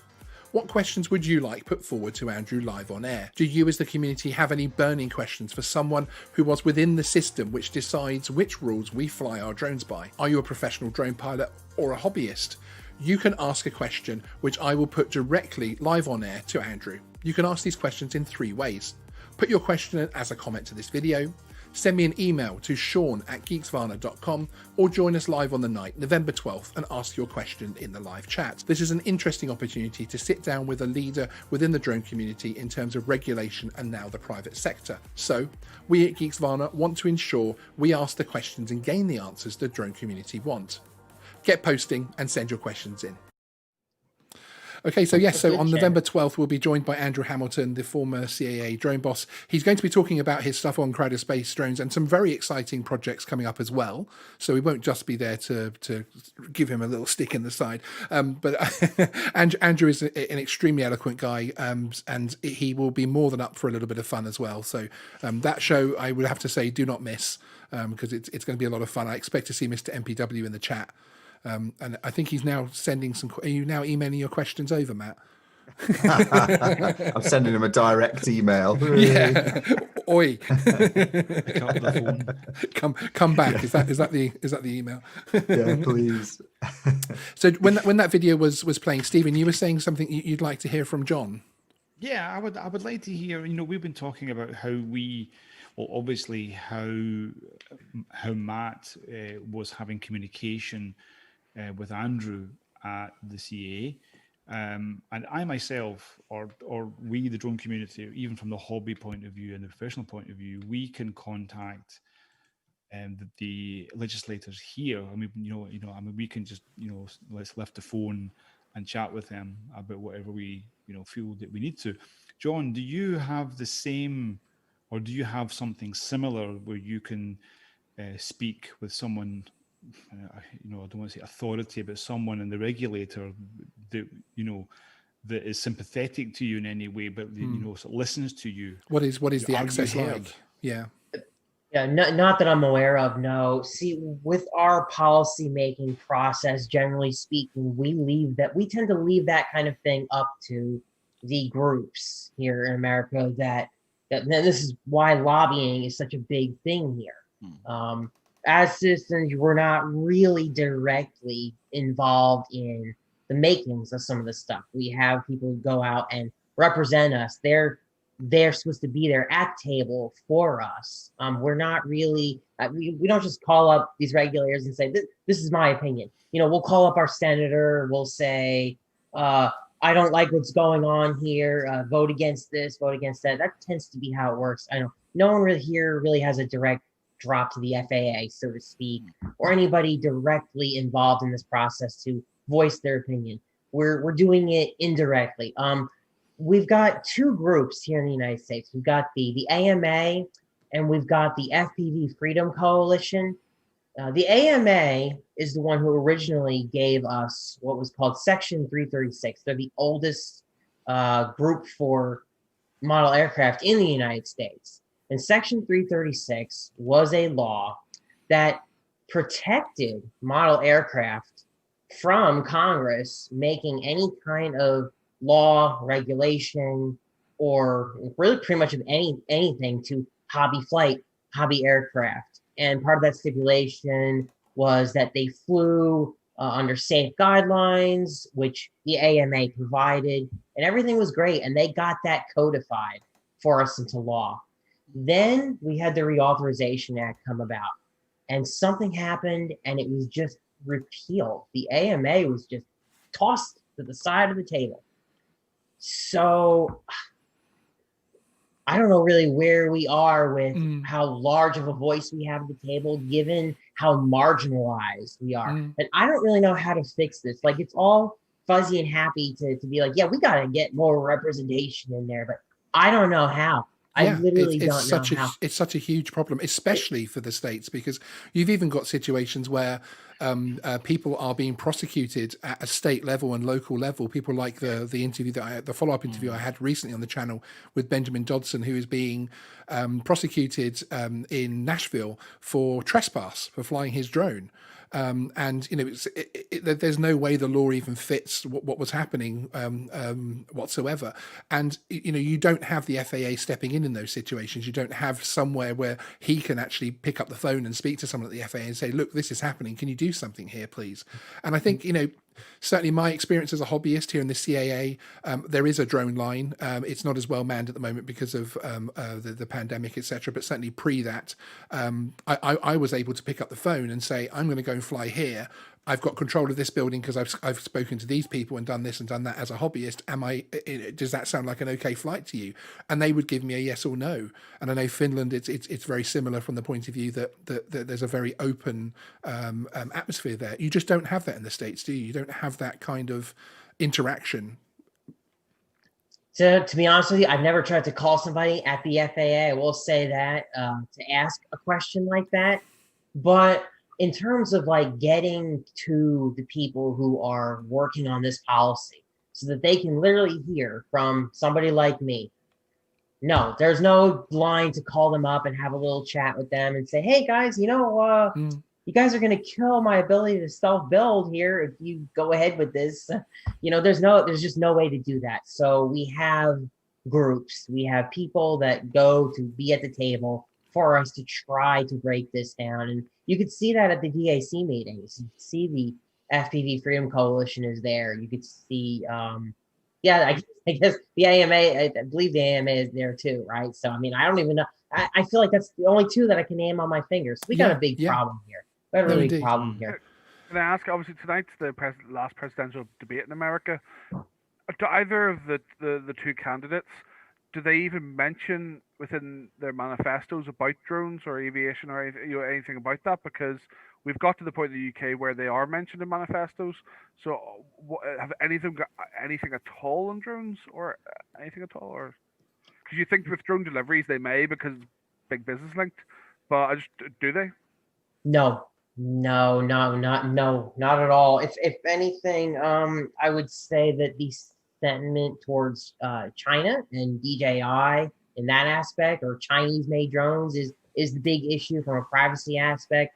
But in terms of like hobby, anything to do with that or commercial, there's not really. It's just a just a non-issue, honestly, for But this either side. But this leads on to what's happening in the US with Skydio, because Skydio have, they seem to be the sort of crowded space drones of the US, where they keep bringing people in from certain sectors, and those people are actually going into Congress, if I'm not mistaken. What's happening there? I'm not up to date on what's going on with Scotty. I do know they scored a great government contract. So Yes, that, I mean, but Yeah, I mean, unfortunately- you've got But they have people the in there. yes, yes. I was Skydio have lobbyists basically, and Yes. they've had an awful lot of funding just injected into the company. It seems that part of that funding comes about from restructuring their management, and of course they've pulled in the management that will get them the right voices in the right places, and you have to take your hats off to companies that do that kind of thing. And certainly the government, the US Department of Defense listing now of companies that can build drones for federal and government use. Of course, they have to be American made, so the Parrot and AFI USA, the Skydio X2 when that does come through, etc., and of course cutting out the Chinese side of the marketplace there. So right. But there's a good video from Russ from 51 Drones. Yes. If you watch, and I think he actually got the information from you, Sean. I think He did. He mentions yes, he mentioned you it's a on bit of there. a circle there. I put a exactly. video out about it. Russ is the US voice of remote ID in the community, and someone who should be elected to help the US side of things actually. And then he made a video thanking me, and we came back round in a circle there, which was nice and fun. But that was quite informative, because he talks about who has come in from Skydio and the implications of that, which I don't know. I mean, does it sound almost, in a way, does it sound almost corrupt? I mean, I don't want to use that word corrupt. But No, and I would just like to distance Geeksvana from any comments. And also, when Crowded Space Drones lawyers watch this back and realise that Stephen started this monologue by likening Skydio to Crowded Space Drones, I'd just like to say that to the wonderfully non-litigious people at Crowded Space Drones. I assume that Stephen isn't trying to get an American visa anytime. Yeah, that's right. But yeah, I mean, the lobbyist side of things is something which is of huge debate in the States and indeed here, because it happens in every country. It's just whether it's an officially titled thing. In actual fact, many people don't even realize that Apple have their own Washington lobbyists for drones, for UAV. There is a UAV. Really? There is a UAV lobbyist on behalf of Apple there, because they want to do lots of mapping. So, you would be surprised at how it happens. And I don't blame companies for using the rules that are within their grasp to try and do something. Perhaps we should look at it from the other way around, that it's not people like Skydio's fault necessarily, but it's the fault of the system that they're approaching. But there is a very big move to push the commercial drone market towards the American-made side of things at the moment over there. And I think I'm right in thinking, John, that if it's done correctly, most people support that. A lot of people do support that. Absolutely. Yes. Yeah, as long as, of course, we get a quality products, because there is one thing you have to say about the DJI stuff. You put it in the sky, the thing flies, and pretty much does exactly what you want it to do as well. So yes, it's Right. Yeah. And the other thing too is, though, in some ways it's sort of, how do I put this? We all know that the parts for the Parrot are still being made in China. Okay. So, is it really going to be 100% made in America? Yeah. But I think there's a misconception there as well that of why it's being done. And obviously Parrot with the AFI USA, they're having it done. I forget the name of the company that's actually making the physical drones for them. It's one of the American aerospace companies. And Parrot have transferred all of their IP from France across to their servers. So essentially this company are building it on behalf of them. And the idea there, of course, is that there are no servers linking back to China. There's no secret code in there, etc. etc. So they are basically, it's a security issue, which again, as Andrew was saying before, that is behind a lot of government policy when it comes to drones in the medium to long term. Absolutely. And it doesn't necessarily mean, as you're saying, John, it doesn't necessarily mean that you can hold it up like a Ford and say this is a good old American drone. It doesn't quite work that way, unfortunately. But it's the same way in that respect. Airbus have factories in America finishing Yes. the A320s and the C series where they bought the A220. So Airbus have to do final assembly in America now to avoid trade tariffs. It's a very similar thing, because obviously DJI of America manufacturing, that was their initial response to that issue. Can I just bring it back? Matt talked before about the consumer putting their voice forward. John, in the UK, we have basically what is equivalent to a Senate committee, which is all parliamentary from both sides, and they hear from people from industry. And that is the sort of non-lobbyist way of representing to government for organisations and for also people. We've got some where we've been asked to come up and speak soon. Is there a Senate subcommittee on drones? Not that I'm aware of, no. I think that's why lobbyists are probably a lot more prevalent in America, because there isn't a way for organisations to represent to those people who are making the decisions in an open way. The UK one's telecast, it's live, you can see it, and it's recorded. That's probably why the lobbyist is more prevalent in America. And it'd be great to get to the point where there's a Senate subcommittee to hear things. Yeah, indeed, and there is also as Treetop Fly is saying in the chat as well. Show me the data breach, not just the implicit threat, and there has to be, with everything that changes like this US made drone tired side of things, there has to be an element of it which is always going to be political. And when people press a button and they find a good response from the public and from the voting public, then they're going to continue down that line to see where it can take them. But we'll get back off lobbyists and back onto remote ID, because perhaps we can do the live debate in a few weeks' time if we have enough call for it. Okay, so coming back across to remote ID, and obviously what comes after remote ID next is, of course, unified traffic management system and drone delivery.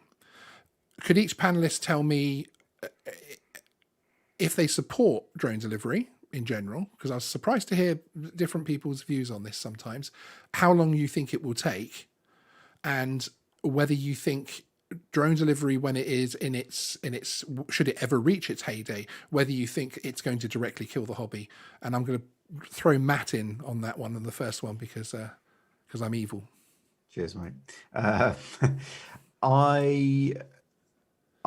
think it will very much depend on what's trying to be delivered, how they're trying to do it, and where they're trying to do it. Because in the UK, I don't see the Amazon model, of kind of the hub and spoke type thing, where they're delivering parcels directly to people's gardens working. We just haven't got the room.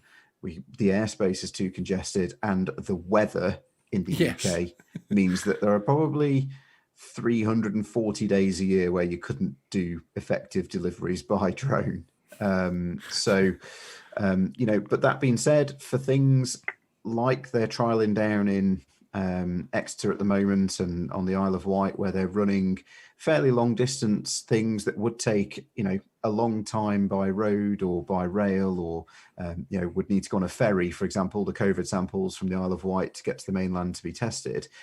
I think things like that are fantastic. What an amazing employment of the technology that we've got, and again, likewise in places like Africa, where the weather works for this kind of thing, but all of a sudden vaccines, blood samples, all that sort of stuff are being taken very long distances, which are impossible to travel in the time required by normal means.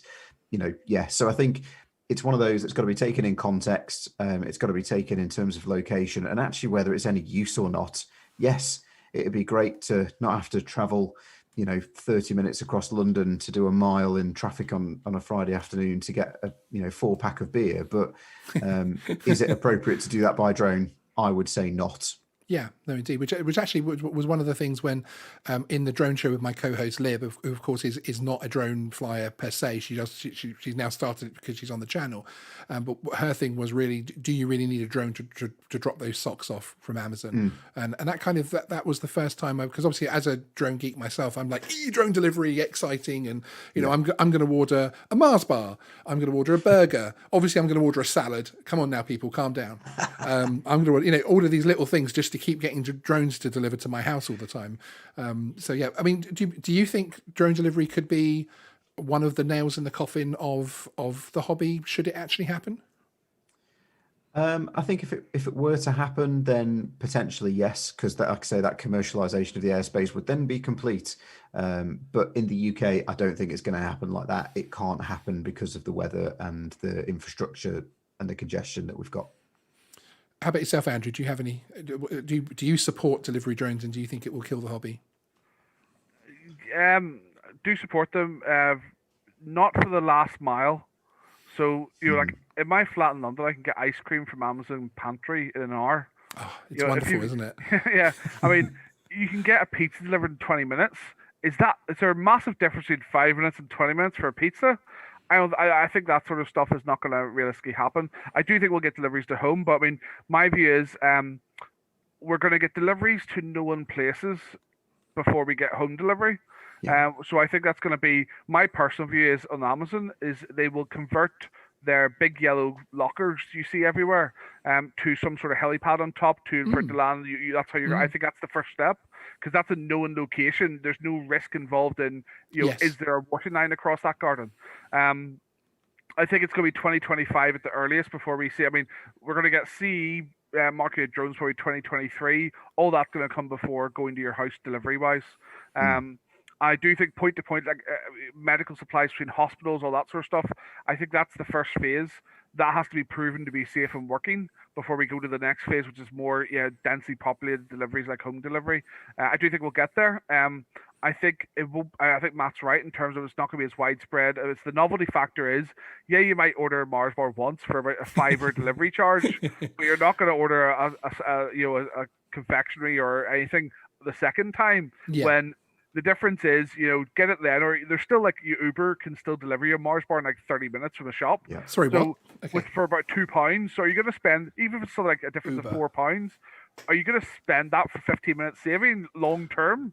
No. No, indeed. I mean, it depends how desperate you are for a Mars bar. But, and that's interesting because, of course, that kind of drone delivery where it is to hub and to locker points, that also isn't necessarily going to be something which is going to be too much in direct kill of the hobby, because then you would just have essentially almost like helicopter channels, helicopter flight paths, where your drone will have no-fly zones active, etc. But we're definitely going there. It's just like one thing I saw yesterday. I saw something online about Back to the Future and forgot it was Back to the Future went forward to 2015. Yes, it's crazy, isn't it? It was like this month, but 2015 or whatever. Yeah, I think it was the 18th of October, something like that. So Back to the Future, their version of 2015 is nowhere near right in terms of flying cars, etc., etc. But bits of it were, and I think that's the crucial thing is another 20 years from now or 30 years, bits of this drone delivery will be happening. Yeah. But it won't be the full picture that it could potentially be. But you see, that's one of my issues, one of my personal issues with the way that remote ID is being handled, especially in the US, from the point of view that it's kind of like saying, okay, Tesla, there's going to be lots of autonomous cars in the future, so let's let Tesla decide what the new motorway regulations are going to be. Let's build it around the fact. Let's build all of our infrastructure around that's going to happen. And we know that Tesla's route to open market and to open autonomy hasn't been smooth. And of course, delivery drones are going to get that. The first delivery drone that falls out of the sky and kills someone's dog in the back garden, that's going to be a full stop for another 5 years or something while they sort out what happened, etc. So that's one of my personal issues in terms of it.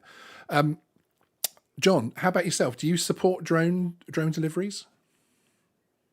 For limited use, I mean, look, I think that for to deliver specialized stuff to a hospital per se, I think that's great. That's fine.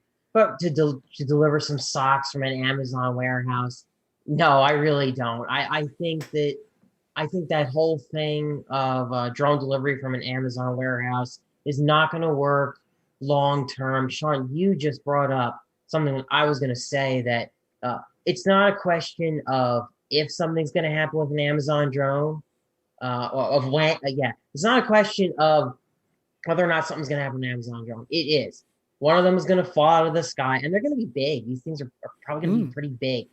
It's going to cause property damage, and it's not going to look good. Okay, it's not going to look good. People here in America and already don't like drones enough. I really think that a lot of people here just don't want the Amazon drones. Once they see it, once they actually see it, they're going to hate it. And unfortunately, yeah, they're going to get shot down. They are. Someone's going to do it. I mean, it's already happened here to hobbyists. It's already happened. Yeah, absolutely. They've shot them down. It's going to be a mess. I really, and all for what? Like we were talking about, what kind of product line can be sent over? It's going to be a limited set of products. You're going to have to be pretty close to the Amazon warehouse for it to be even viable. Where I live, personally, it's not going to be viable for me. I don't live close enough to an Amazon warehouse. The United States is huge. Yeah, absolutely. Huge country. Absolutely. We're way spread out here. So for most areas, unless you live in like a very, very urban city area, which that actually creates a whole bunch of problems with drone delivery that have not been solved yet.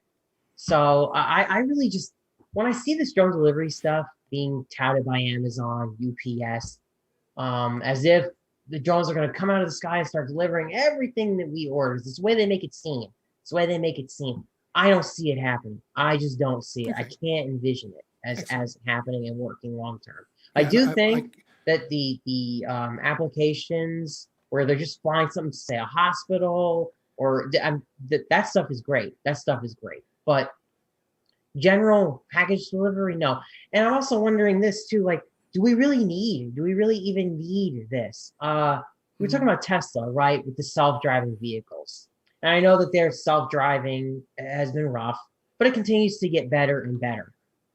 You know, why can't maybe the UPS delivery vehicle self-drive to my house? That we already have infrastructure for that. We could use that. I see that. Yeah, and there is a trial going on in Dallas at the moment, actually, of these little autonomous trucks which are doing just that. I think it's Walgreens they're working with, and it sends you a text message to say it's within 3 minutes of arriving at your house. Then it pulls up, and the little door, you have a code that you put in, the door opens, you take your shopping out. But I suppose it's as well looking from the point of view of I know that the big scale people like Amazon are talking about obviously then creating traffic-free streets because you don't have vans and lorries on there and that type of thing. But yeah, it is an issue. Just very quickly, Darren K, thank you very much for the $5 super chat. Really appreciate that. That's a great show, guys. Very informative, interesting, yet frustrating.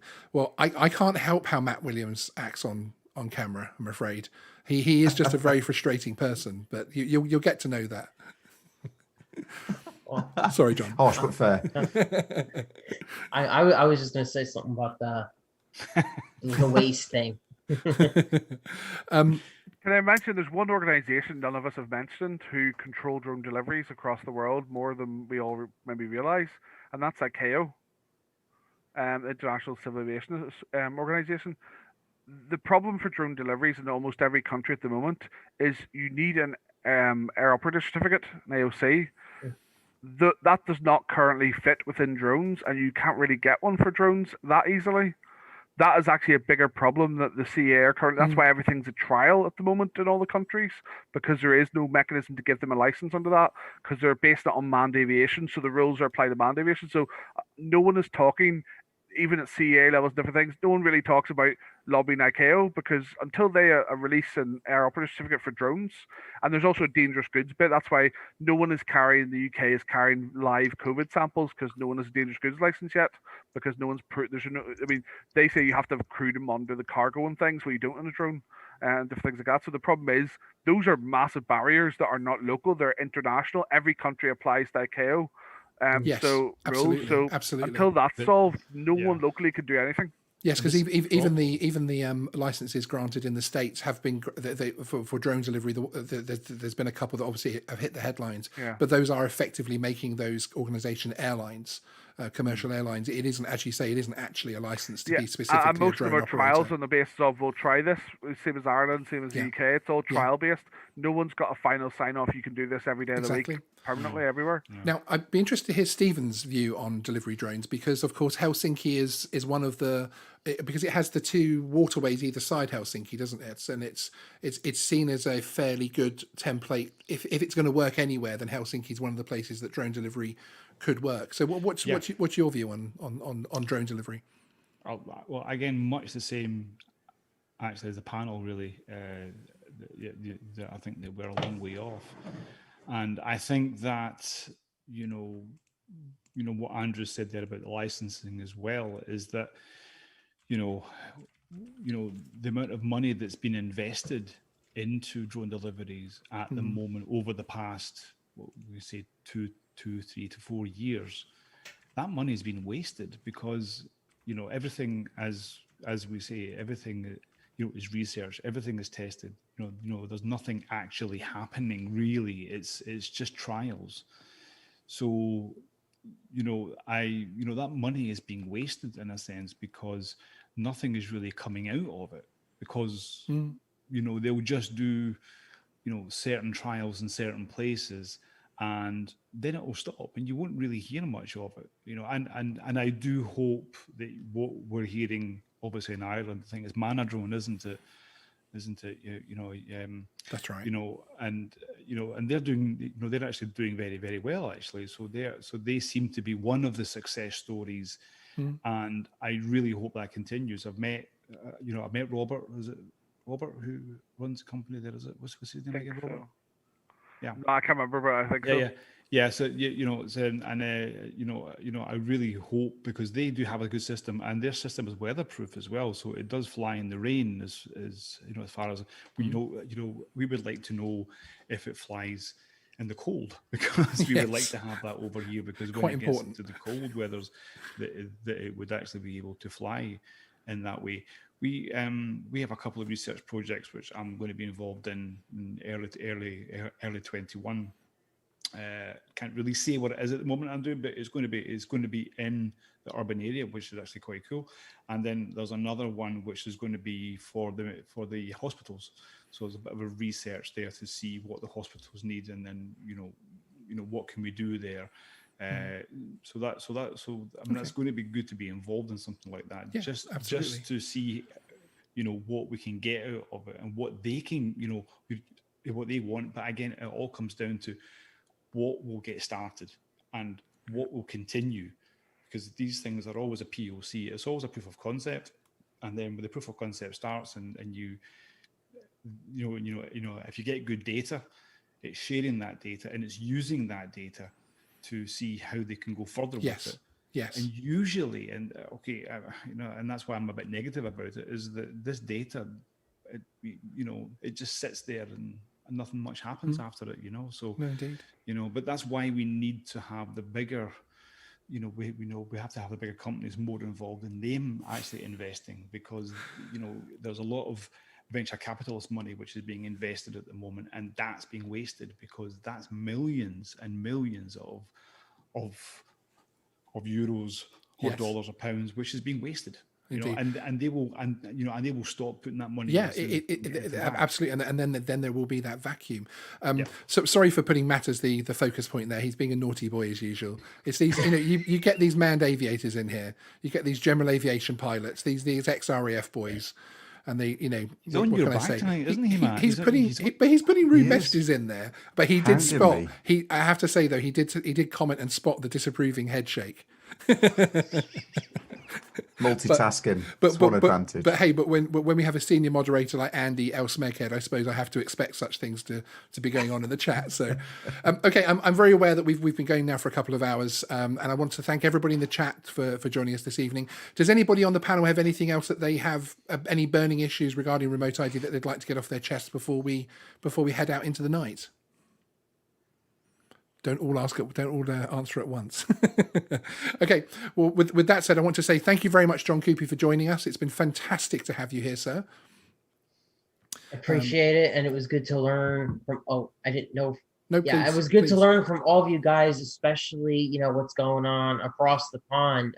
I definitely learned a lot from that aspect. Excellent. And yeah, I mean, we're in this together. This is, and this, the remote ID is coming. We're not going to stop it. It's needed for UTM, etc., and everything else above it, and all of the different commercial operations they want to operate. But we're together in this, and I think we need to bring the communities closer together to see how we can deal with things in the future. There's a link to John's channel in the chat. It is a very good YouTube channel. It is no nonsense. He gets things and he tests them to death, frankly, on some of the products, which you'll hear him screaming as they fall out of the sky.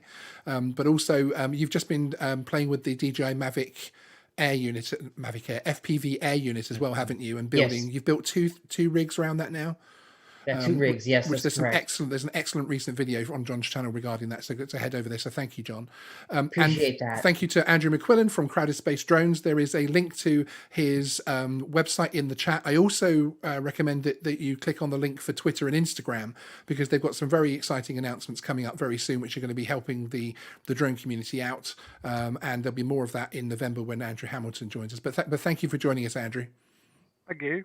And I think the best thing we can take away from tonight is, obviously, Matt was given the title of Mr. CAA before. So I think that in terms of the lobbying going forward for the industry, I think he's now Mr. Remote ID. Yes, I forgot that You're now Andrew connected Hamilton. with this. Andrew Hamilton is my new Mr. CAA. And I am going to get a Mr. CAA soundbite for November 12th, so that whenever a little fanfare that plays whenever he comes on. Ken Heron, thank you very much for the $10 super chat. A fine collection of different facial hair. Yes, there is actually a facial hair minimum requirement, which Andrew is falling below this evening. But he, yeah, we'll have to get you a stick-on one or something. Anyone that doesn't have Ken Heron, he's got the Thursday Night Live, as Andy, our moderator, very kindly put his link in the chat before. He's on at 1 a.m. UK time, 7 p.m. in the Central in the US. Tonight he has 3 o'clock my time. Yeah, well, there you go. It's worth staying up for in Europe, I promise you. And he actually has tonight a guest, is Brooke from Brooke on Foot, who is the young lady who went up the island that we played the video last week of going up the island to rescue her drone. And I'm really looking forward to hearing what that young crazy lady has to say about that whole thing and Ken's take on it. But thank you very much, the super chat, sir. And Matt from Mr. MPW, thank you, sir, for joining us. With Thank you. What I think are some fantastic looking backlights there, I have to say. Yes, I particularly like your choice of colours. Hints and tips. That's it. Thank you. Thank you for matching this evening. It's really helped. Again, there's links to Matt's various enterprises in the chat, including his Mr. MPW YouTube channel. Again, there's a Twitter account in there for the Drone Mentor, which I recommend you hop on and follow, because that'll be a good place to find out about the new drone project that Matt is launching, which you will hear about on Geeksvana moving forward anyway, because we always like to support Matt as a very important voice in the community. So thank you for popping on this evening, sir. Thank you. And a special thanks to my co-host Stephen, because it is currently, has it past 2 a.m? Yes, it is now 2 a.m. It's 1 minute past 2 in the morning here. Yes, in Finland. And I thank you very much, sir, for you. And anybody that's wondering, he might be a little bit hushed tones. It's because it's 2 a.m. in the morning and his family are sleeping very close.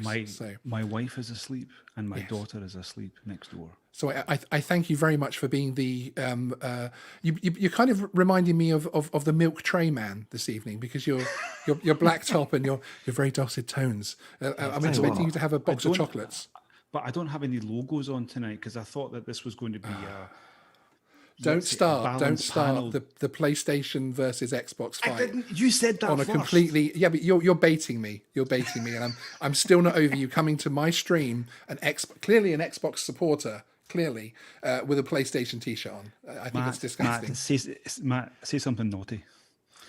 Yeah. Yeah, Matt's just going to tell us where to go with consoles. He knows PC. I'm PlayStation for life, so he's it. But one thing I will say is a little bit naughty. I could listen to your voice when you're talking really quietly all night long, by the way. Me? Oh, yes. Oh, don't. Lib says the same thing, actually. It's so soothing. My God, your kids must be like poof, out like a light.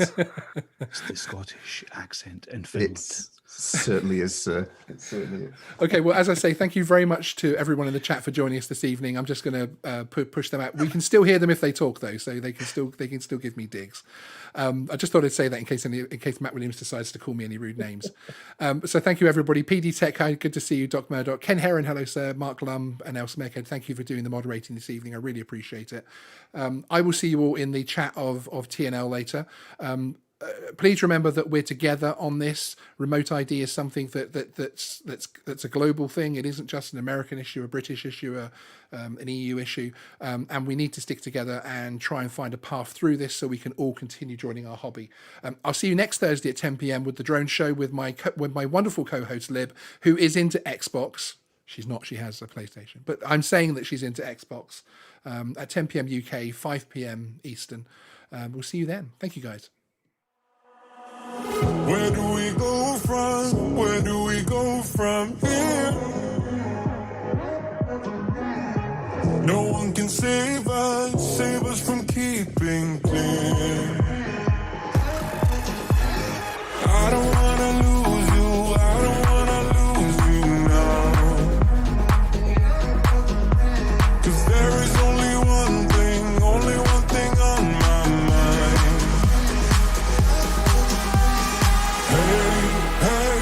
Hey, I just wanna see you on my new grave. Hey,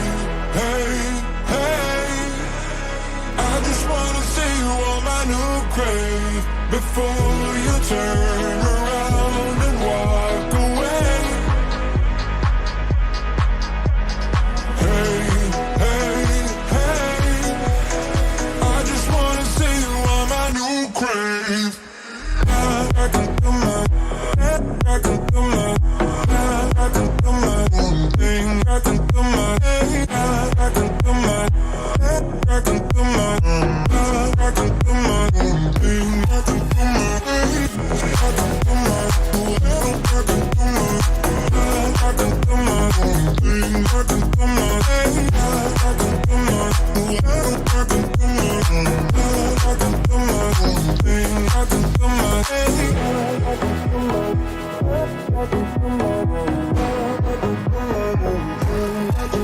losing track of time, losing track of myself. I can make you promises to get into your head. Hey, I just wanna see you on my new grave. Hey, I just wanna see you on my new grave before you turn